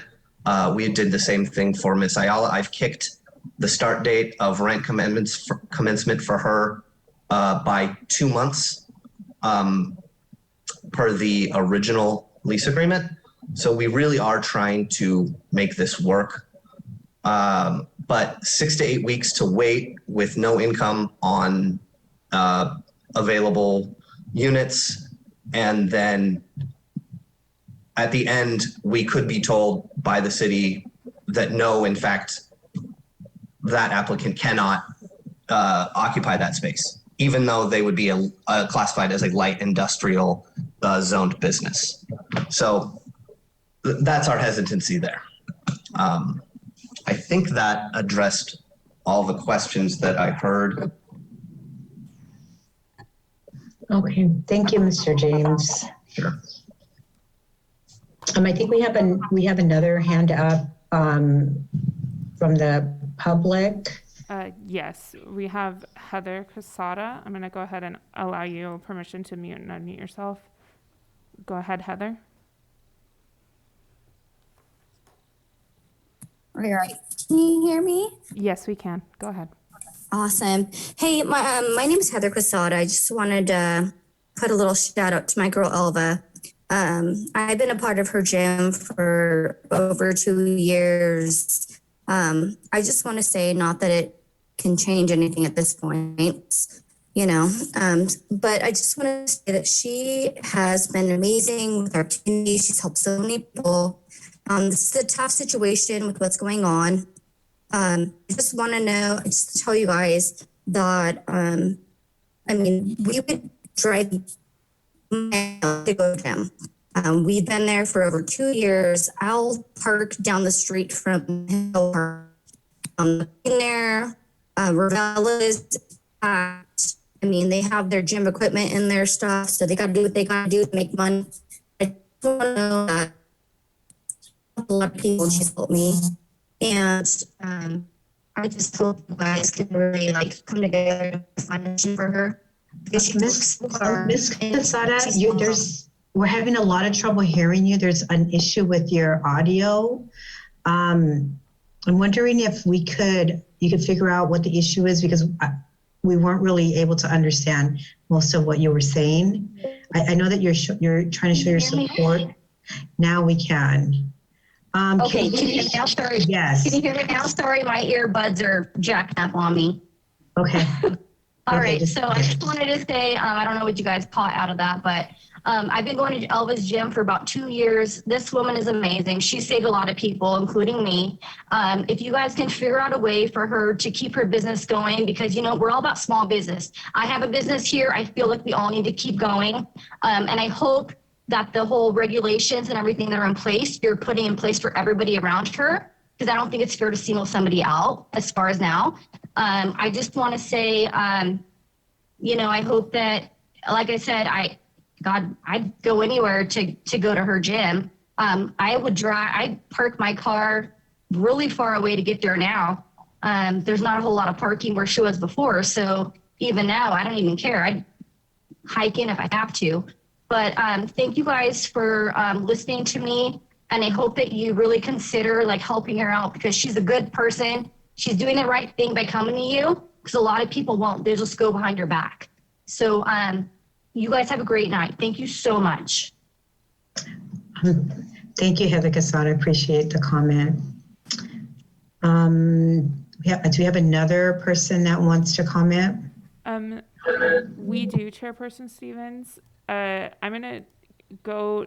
I saw Chief Charlie Bedoya's hand raised before the other person in the chat. So I'm gonna go ahead and go to Charlie, and then we'll go to Candace Ledesma in the chat after that. So Charlie, you should be able to freely mute yourself. Okay, hi, this is Charlie with the fire department. How's everyone doing? Thank you for giving me this opportunity. This is a little tricky one. I just want to add this food for thought on there. So the occupancy that's in there right now, for the fire department requirements, we will allow it. But if anyone else were to go into that occupancy, that would make it a change of occupancy. And for the allowable use that it's allowed to have, it's gonna spark the sprinkler requirement and the alarm requirement for the entire building. So I just wanted to get that up front just to let you guys know about that part right there. I mean, this is a low hazard and it's not a change of occupancy because the bounce house is already there. But once we change that occupancy, and if we're gonna bring in a auto painting or auto body shop, that's gonna spark it to be able to, we're gonna have to make them put in sprinklers and a full alarm system into that whole building before anyone else can go in there now. So I just wanted to let the planning commission know about that. I mean, I'm not opposed to this place. It's a lower hazard place. It's what I'd like to see there only because that whole building is not sprinklered at all. And this occupancy doesn't spark that and it's not alarmed. And it's just an aluminum warehouse building when it gets onto there. I went and I walked the facility and evaluated it. And that's probably the safest occupancy that we could allow in that facility. So I just wanted to let you guys know on that part right there. I have a question for Charlie. Yes, Charlie, sir. do you feel that without, I don't have a floor plan, do you think the exiting is adequate for the occupant load? It is. And this is more of a smaller gym type. Okay, yeah. From what I've seen, and they operate with the rolling doors open and they do have two exits. They have one at the front door where there's parking, then they have the side door.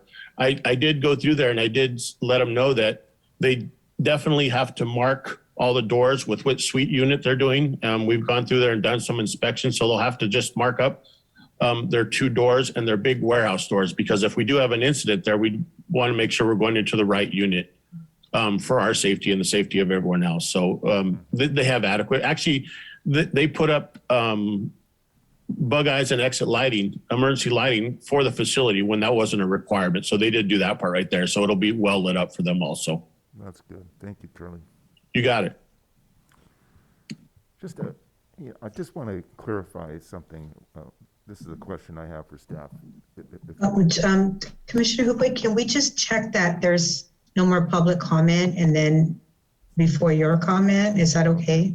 Yes, that's fine. Okay. I think we had one other person that wanted to speak. Is that right? Yes, I still have two hands in the virtual audience. So we'll go now to Candace Ledesma. I'm going to go ahead and allow you to mute and oops, that's not the right thing. Oh, okay.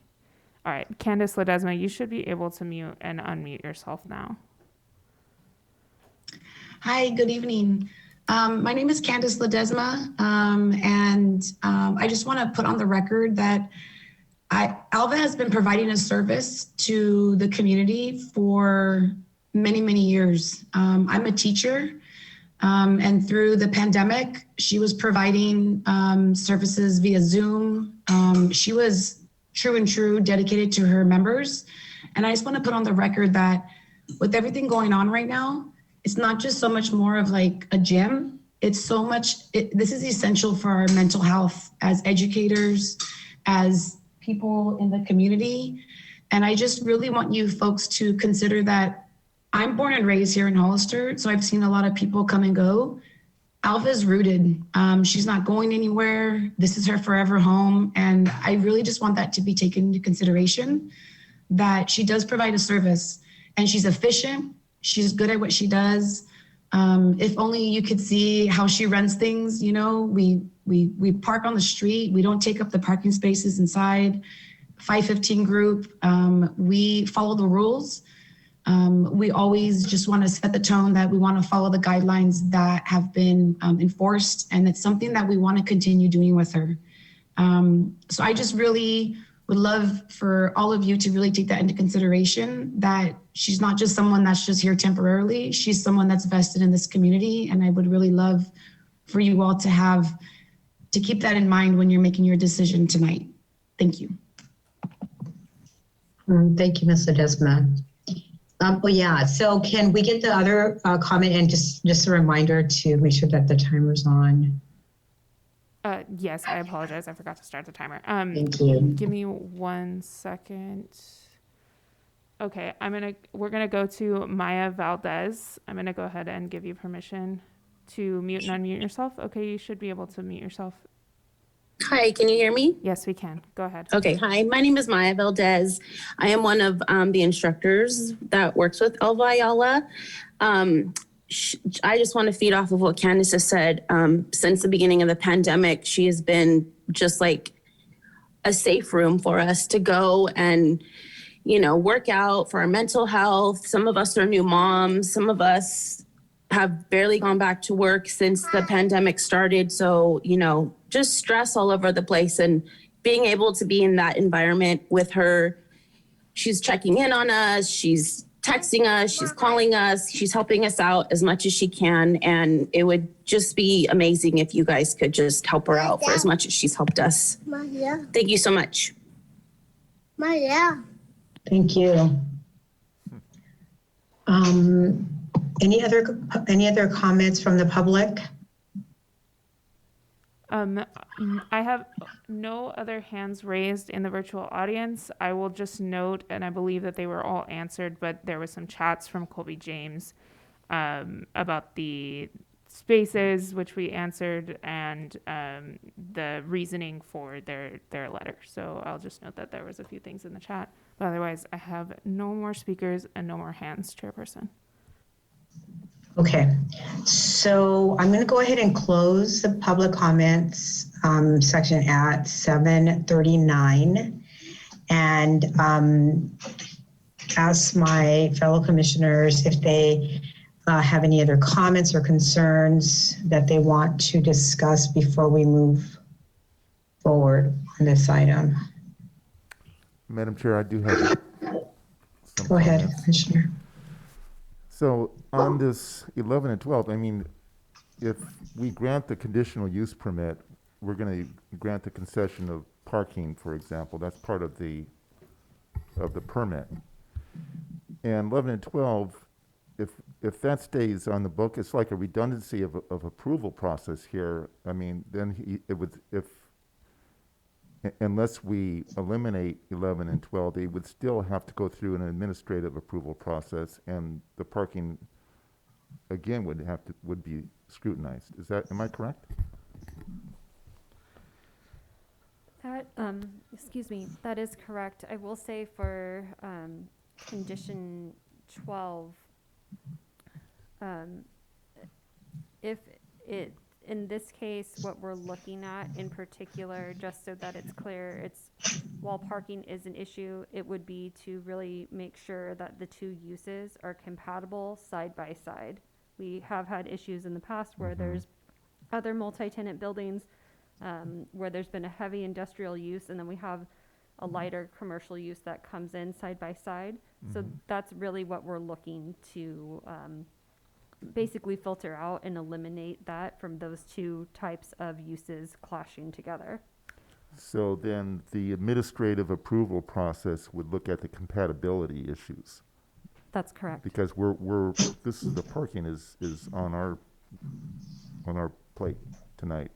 This is part of our purview. We're looking at the parking, whether or not That is we can correct. grant the concession. Yes, that is correct.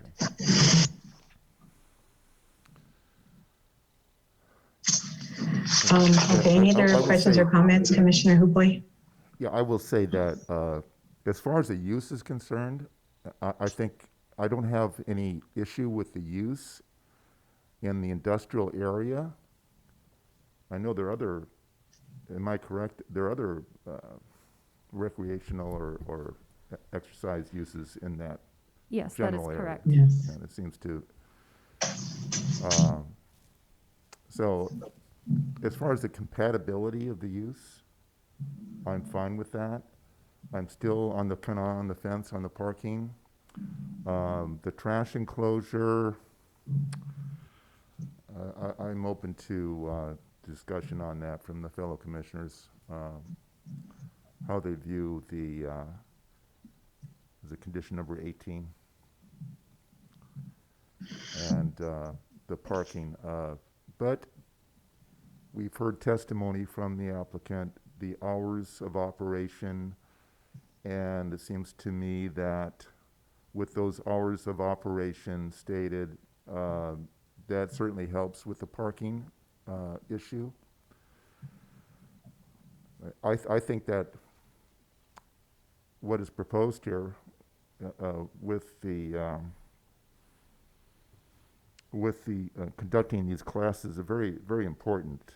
I think that she provides a valuable service for the community, and we've heard from members of the audience stating that. And I think that I certainly would like to work with the applicant, but I'm open to further discussion regarding the parking and the trash issue. So those are my comments. Okay, thank you, Commissioner Hoopoy. Commissioner Henderson, you just unmuted. Do you have a comment or question? Yeah, sure. I have some comments based on notes I've jotted down. So I noticed that this issue of conditions that are put on these cups. There's been a few times where the applicant, either wasn't aware of them or they were surprised by them. And I would just encourage staff to I don't know, try to, in the future, make it, the conditions more visible. I don't know where the breakdown is happening, why we've had applicants that don't see the permits or don't see the conditions and get surprised by them. But I think it would be good to try to do that, because I know this is a difficult process to follow for tenants and property owners. So just try to make things easier on the public. As far as condition 12, I don't see it being necessary, just based on the showing of the applicant. The applicant seems very responsible, and I believe the applicant would make sure that any future tenants would be compatible with any neighboring bays. Also, this is a similar use to what was there before with the Happy Jumpy. I mean, it's a physical exercise. So, and it's consistent with the other a lot of the other uses on that street, the gyms and other exercise places. Also, for the trash, I don't see this tenant producing a lot of trash. So I would be open to, removing condition 23, or was it 18, the one about the trash? Yeah, 18, the one about the trash.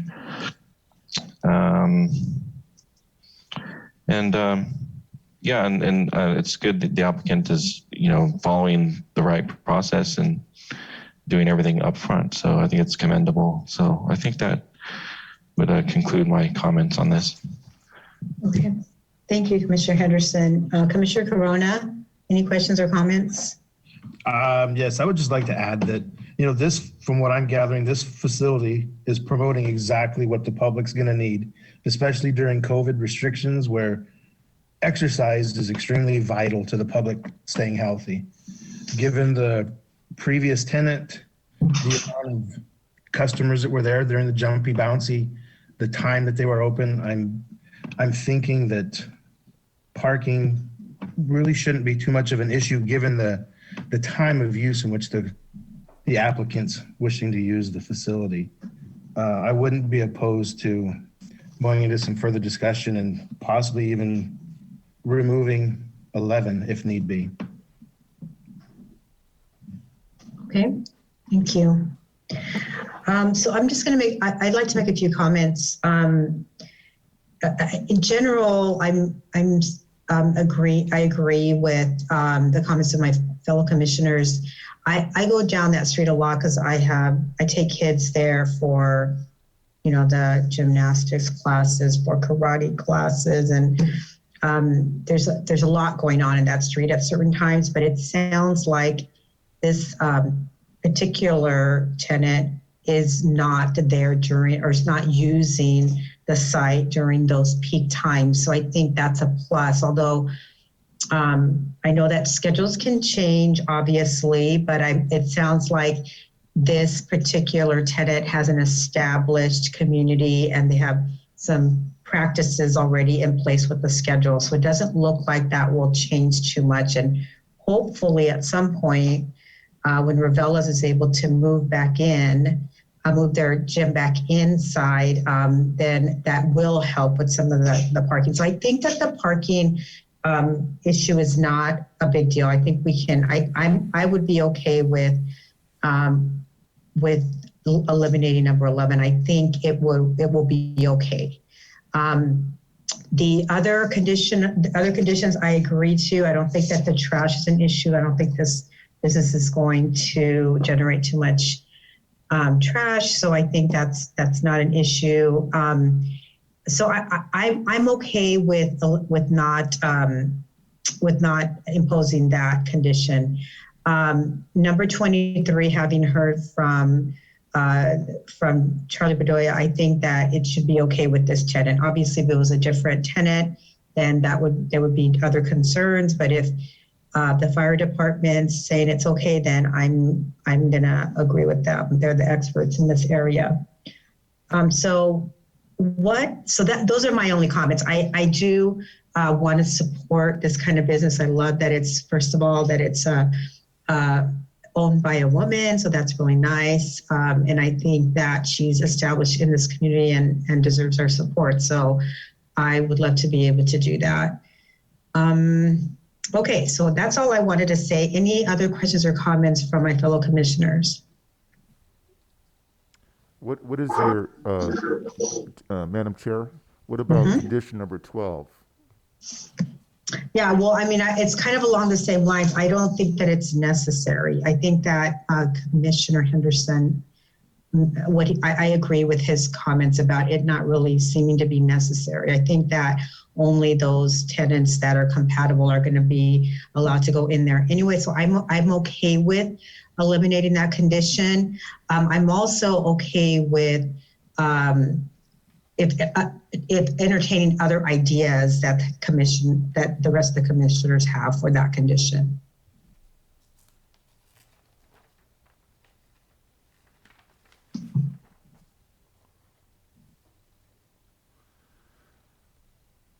Well, I think that we talked about it seems to be redundant, 11 and 12. I think we discussed compatibility issue and parking. I would be in favor of striking both 11 and 12 plus 18 and 23. Okay. Okay, so the other commissioners, either one of you want to make another comment about this one, about any of the conditions or about anything? Commissioner Corona, Commissioner Henderson. I would, Okay. Go ahead. I would support removing the conditions 11, 12, 18, and 23. Okay, thank you, Commissioner Henderson. Okay, so I'm gonna just open it up to the commissioners. Is anybody interested in making a motion? Do we need further discussion? Madam Chair, I'd like to make a motion. Okay, thank you. PC resolution number 2022-6. 2022-6. My motion is to adopt PC Resolution 2022-6 and approve site and architectural review to 2019-16 with removing conditions 11, 12, 18, and 23. Commissioner Huboy, Yeah. just as a point of clarification, it's actually conditional use permit 2021-12 instead of site and architectural review 2019-16. Oh. Just for the record. I'm on the one that I have to recuse myself. Right. You're doing so good. Oh, So boy. it's great. I just can't wait till I get to that one. Okay, and so it's PC Resolution 2022-6 to adopt PC Resolution 2022-6 and approve conditional use permit 2021-12 with removing conditions 11, 12, 18, and 23. That is my motion. Okay, does anyone want a second? I would like to second it. Okay, thank you. And then can we move to a roll call vote? Certainly. For the approval of conditional use permit 2021-12, approving resolution 2022-6, with the removal of condition number 11 for a requirement of an administrative permit review for parking, the removal of condition number 12 for the requirement of an administrative permit for the evaluation of the bays adjacent to Bay A, the removal of condition number 18, removing the requirement for a trash enclosure, and with the removal of condition number 23, removing the requirement for the fire alarm system. We will now begin a roll call. We have Commissioner David Huboy. Aye. Commissioner Kevin Henderson. Yes. Commissioner Luke Corona. Yes. And Madam Chair Roxanne Stevens. Aye. Thank you. The motion has passed. Congratulations. Okay, thank you, and congratulations to the applicant. Continued success in your new location. Okay, with that, I'm going to ask that can we take a quick break since we've been on for 2 hours almost. So can we take a quick 5-minute break and then move on to item number 4? Is everybody okay with doing that? Yes. Okay, Yes. I'm thinking just 5 minutes is good enough. Is that okay with the rest of the commissioners? 5 minutes? Yes, Madam Chair. Okay. Yes. Okay, we'll take 5 minutes.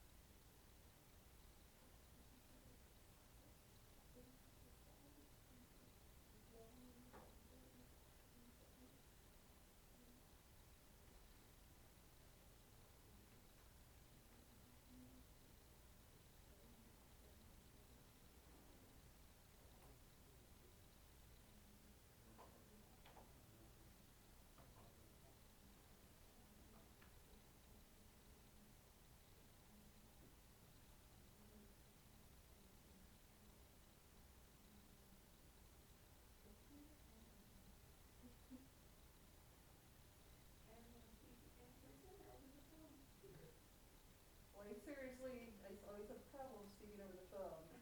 I changed the language in our agenda to include both of the stars. Okay, yeah, because the star 6 and then the star 9, and then so. It's difficult to look up as well. And it took some Google digging to find the actual page on Zoom that talks about the phone attendee information.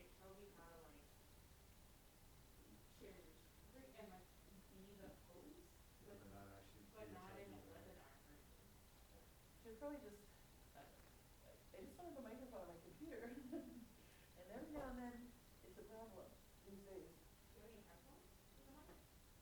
But it's, I do headphones and on my cell phone. But then I still, you know, I have to dial that in, because I usually like to look at the big screen. But, and a lot of times on Zoom and Microsoft Teams and everything, when they send the invite, they send the call-in number to everything. But the host actually has to make that an option, and every now and then, they don't, like a default is to not have it as an option. And it's like impossible, but once they start the meeting, I don't think they can. So I usually just end up calling on somebody's phone. There's a lot of settings we can't change once the meeting starts. Yeah. So. We should probably claim to be like 21st century. How's your workload at? It's psychotic. How's yours? I'm taking off for New Mexico, February 7th to 14th. Oh, good. Gotta take some vacation sometime. It's gonna be cold there though. I mean, in Albuquerque, the warmest it gets is like 44 degrees. Even during the day? During the day. Well, no, that's the time you gotta go someplace warm, Dave. I know. I don't do the planning at my house. I just go with the flow. Got it. Yeah, so, we'll get that, I'm sure. Vanessa's last day is tomorrow. Really? She's going on, hopefully she's coming back, but she's going on maternity leave as of tomorrow. Oh. She's due in 2 weeks, so Did you give her congratulations for me? I won't tell her. But I will be very sad starting next week. I don't know if there's any more additions planned for the Prado family, but I probably be the last person to know. I think for the Prado family, we're gonna enjoy our 4 kids that are piling up there for now, and then just we'll see what the future holds. But for right now, we're gonna try to enjoy them as much as possible. Oh, that's great. You got one happy family. Okay, can one of staff let me know if we've used up the 5 minutes? I think we have, so we can get started. Sorry, we broke at 7:55, so we have about 1 more minute. 1 more minute? Okay, And let's give the then- other commissioners 1 more minute then. We'll start right at 8. Sounds Thank you.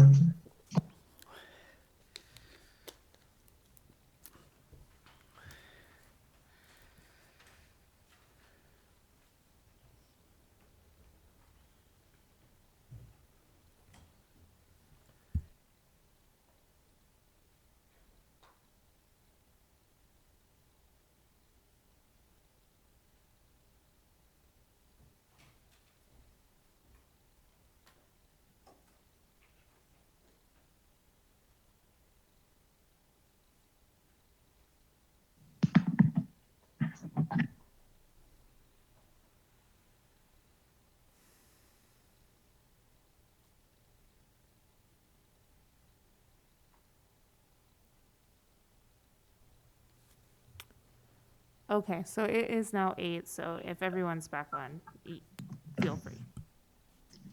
Okay, thank you. Okay, so we're going to just move forward on to item number 7. I'm sorry. Whoa, item number 4.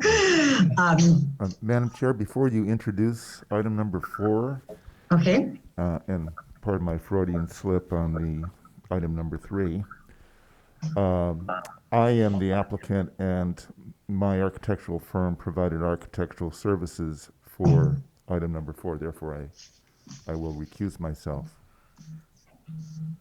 okay, so we'll do the same thing that we did with Commissioner Henderson. So we will text, actually, he's in here. chambers. So, okay, so we don't have the same issue with him. Okay, so you can just let him know when it's time for him to come back. Yes.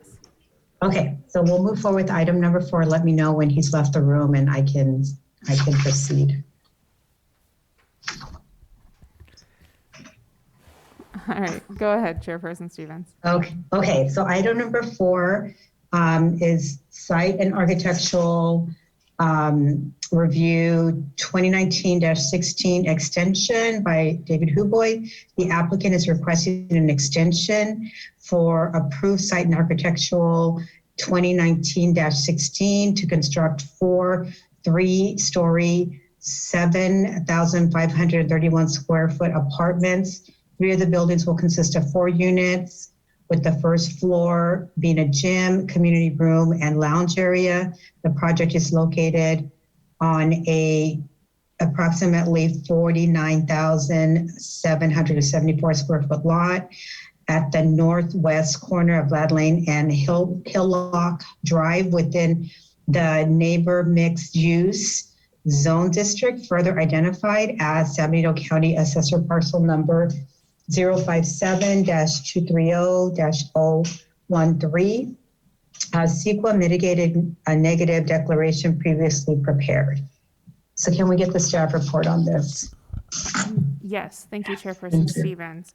Item 4, as mentioned, let me get to the right screen here, is for an extension to Site and Architectural Review 2019-16, which received approval by the Planning Commission on November 21st of 2019 per Resolution 2019-57. The Site and Architectural Review approved the construction of 3 3-story apartment buildings on a 1.143 acre lot located on the northwest corner of Lad Lane and Hillock Drive. The 2 northern buildings would have 11 units each, and the 3rd building would have 6 units for a total of 28 units. And I will apologize, we have noticed today some weird things in our agenda, so I believe the description wasn't quite clear, but 28 total units for the project. Due to the effect of COVID-19 on the development, the applicant has not been able to move forward with the construction of the project. However, they would like to move forward with the project during the next year if this extension is granted. This item was brought before the Planning Commission back in October of 2021. However, due to a lack of a quorum on the commission to address the item, it was continued to a date where the rest of the commission could be filled and a decision could be made. So this was the first date in which we had a quorum to discuss the item. So based on our city attorney's recommendation, the applicant has been in a little bit of a limbo, but technically still active since its expiration in November until today for your decision. And I will just note that the date of the extension is for a year from the date of expiration. So it is a little bit less than a year from today, but it is a year total from the date of expiration. Per section 1724-130, the Planning Commission may grant a 1-year extension for site and architectural review applications. So I do have some slides just of the project, which I can go through relatively quickly because it is an approved project. But this is a site plan. You'll see Lad Lane on the right of your screen and Hillock Drive on the bottom of your screen. The buildings 10 and 12, these are the 3-story units that have units on the bottom on the first floor, so 10 and 12. The elevations for that. And then building 11 has units on the 2nd and 3rd floors and the community room and communal space on the 1st floor. So these are the elevations for building 11. North, the eastern elevation, this would face Lad Lane. And then here's a photo of the landscaping on the site. And just quickly, the floor plans, again, they're 11 units in 10 and 12, 3 on the 1st, 4 on the 2nd and 3rd. And then the first floor plan for building 11, this is the community spaces. And 2nd and 3rd floor each would contain an additional 3 units, so 6 units in building 11. Just some background on the project. There was a general plan amendment and rezone, which was adopted in 2008, as well as the mitigated negative declaration for the site. It was rezoned into mixed use. There are existing small lot, single-family units on Slate Avenue that were part of the overall kind of project plan for this area from Lad Lane. And that was all part of this general plan amendment and rezone.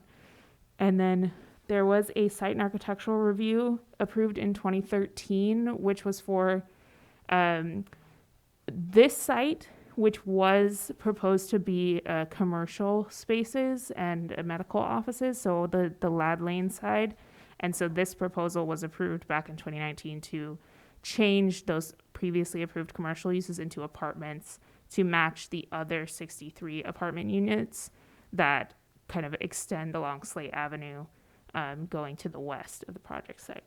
So this would add another 28 to those 63.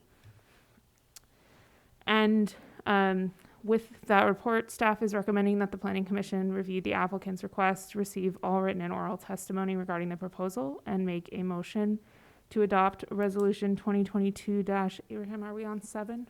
That is correct. 2022-7, approving a one-year extension to site and architectural review 2019-16, subject to the findings and conditions contained in the draft resolution. Okay, thank you, Eva. Commissioner Corona or Commissioner Henderson, any questions or comments for staff? I had one quick question. I think I might have missed it. When is the actual date of expiration on the possible new extension? So per condition number 1, this approval would expire November 21st of 2022. So 1 year from the date of expiration, which was November 21st, 2021. Okay, thank you. Okay, thank you. Anything else, Commissioner Corona? That's it. Okay, Commissioner Henderson, any questions or comments?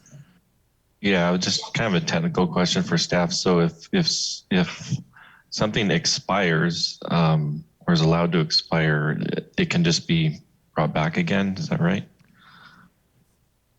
So if it does expire, they could reapply and they could technically reapply for the same project. We have had that happen in the past, and the commission could review it. I would say that the thing from the applicant's perspective is there may have been new things adopted in the codes or new laws and new fees that they would be potentially subject to at the date of a new application. So they typically want to do an extension so that they're under whatever they got approved originally. Okay, so this one never expired. It's just being extended. Is that correct? Yes. So because they applied back before it expired in November, but as same as tonight, Chairperson or Commissioner Huboy had to recuse himself as he's the applicant and providing services for the project. And back in October, we only had the 3 commissioners on the commission meeting, Commissioner Huboy, Commissioner Stevens, and former Commissioner Seth Munzer. And so with a recusal, we only had 2 out of 5 commissioners that could consider the item. So we didn't have a quorum until yourself and Commissioner Corona joined the commission. Got it. All right, no other questions. Thank you. Okay. I don't have any questions or comments. I guess I'll open the public comment at 8:09. Do we have any speaker cards or any requests for comments? I do. I actually have Ann Hall in the audience.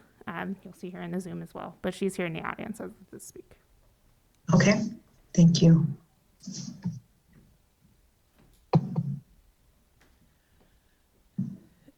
Good evening, Planning Commission. It's Ann Hall with San Benito Engineering. I'm here on behalf of the applicant. I really don't have any additional information. I would like to answer any questions if you have them, but it is the applicant's intent to go forward with this project. However, they have a couple projects in progress, including the apartments right next to this, and over the past year and a half with COVID, it's caused some disruption to the timeline they had in mind, and it's not moving as fast as they had initially hoped, and so they would request an extension on this, but it's still their intention to go forward with the project. Other than that, I'm just here if you have questions. Okay, thank you, Anne. Okay, any other comments from the public? I have no other speakers in the audience, and I see no hands raised in the virtual audience. Okay, so I will close the public comment time at 8:11. Okay, so Commissioner Corona, Commissioner Henderson, how would you like to proceed?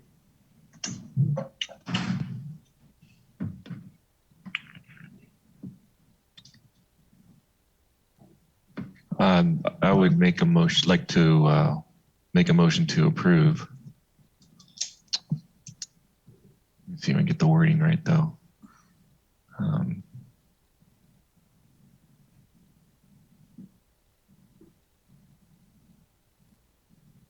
I think you can just read the slide on the screen. Yeah. Oh, I see. I got it. Yes. Okay. I'd like to make a motion that we adopt resolution 2022-7, approving a one-year extension to site and architectural review 2019-16, subject to the findings and conditions contained in the draft resolution. Okay, I will second that. So let's move to a roll call vote. Certainly. For Site and Architectural Review 2019-16 extension per resolution 2022-7, we will begin a roll call vote, and we will begin with Commissioner Kevin Henderson. Yes. Commissioner Luke Corona. Yes. Chairperson Stevens. Yes. Motion passes. Thank you. Okay, thank you. Okay, so we will wait for Commissioner Huboy to join us. Thank you.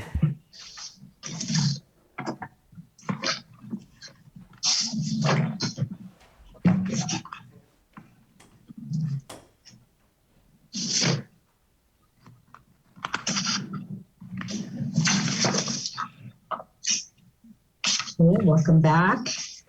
So I guess we're on to now new business. Is there any new business to report? Thank you, Chairperson Stevens. There's no new business at this time. Okay, any old business we should be hearing about? Thank you, Chairperson Stevens. None at this time. And Planning Department reports?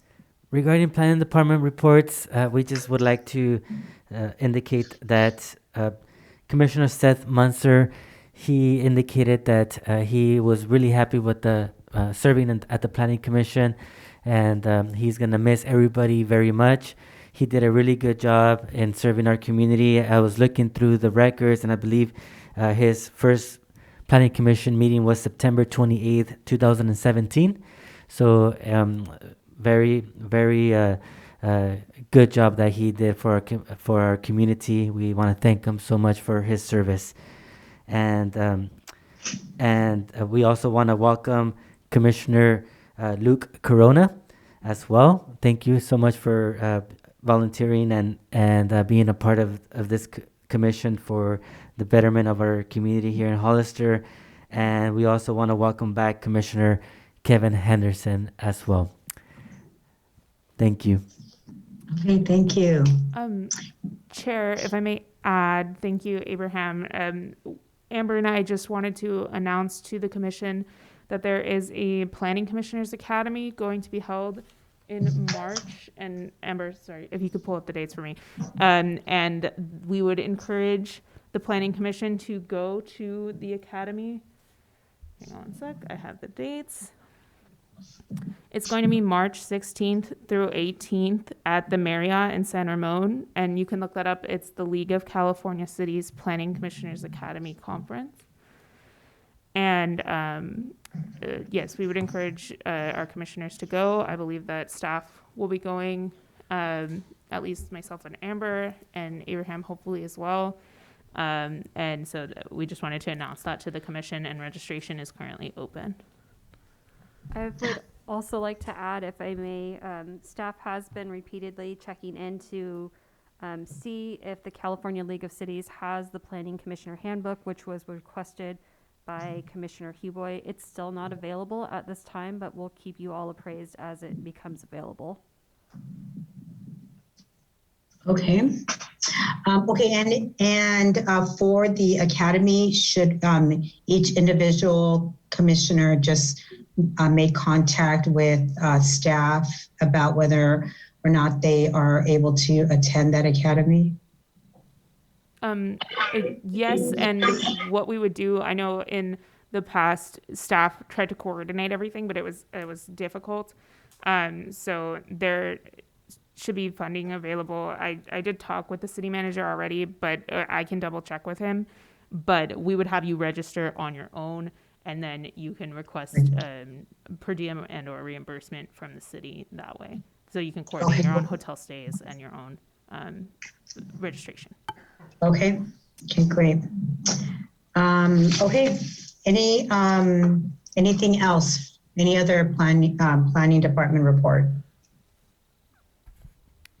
No additional reports, Chairperson Stevens. Thank you. Okay. Any planning commission reports? Sure. I would report. I'm glad to be back on the commission. Also, when I was on the commission before, there was definitely audio issues over Zoom coming from the chambers, but they, definitely got fixed. We can hear everybody clearly from the chambers now. So good job on that. And I'd like to thank Seth Munzer for his service, and Chairperson Stevens, you're doing a great job as the chair. So that's my report. Thank you. Thank you. And yes, ditto.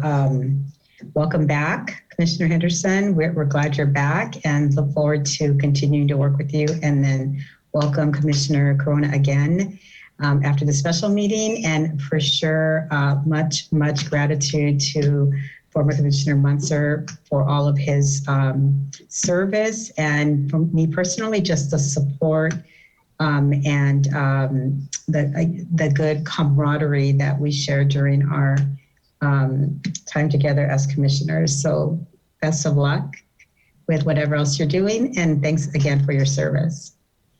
Any other commissioners have any reports that they'd like to make now before we adjourn? I would just like to say, thank you very much for the opportunity to be serving the Hollister community. I'm looking very forward to it as their newest commissioner, and it should be very exciting. Thank you. Thank you. I'd like to say that I enjoyed being the chairperson, and I certainly appreciated Seth Munzer's service to the community. Congratulations to Madam Chair Roxanne Stevens. Thank you. And it's good to have Kevin Henderson back. Congratulations to him for being vice chair. And welcome, Luke. I'm sure that we're going to be a good team moving forward. Agree. Okay, so I think we're ready to adjourn. Can I get a motion from someone to adjourn? I think the time is 8:19. I will motion for the adjournment. Okay, thank you. I'll second the motion. Do we need to do a roll call vote? We can certainly do it. Thank you. Motion to adjourn has been made and second, and we will start a roll call vote. Then, Commissioner David Huboy. Yes. Commissioner Kevin Henderson. Yes. Commissioner Luke Corona. Yes. And Madam Chair Roxanne Stevens. Yes. Thank you. Motion has been passed. Well, thanks everyone. Have a good night. Thank you. Thank you. Thank you. Thank you. Good night. All right.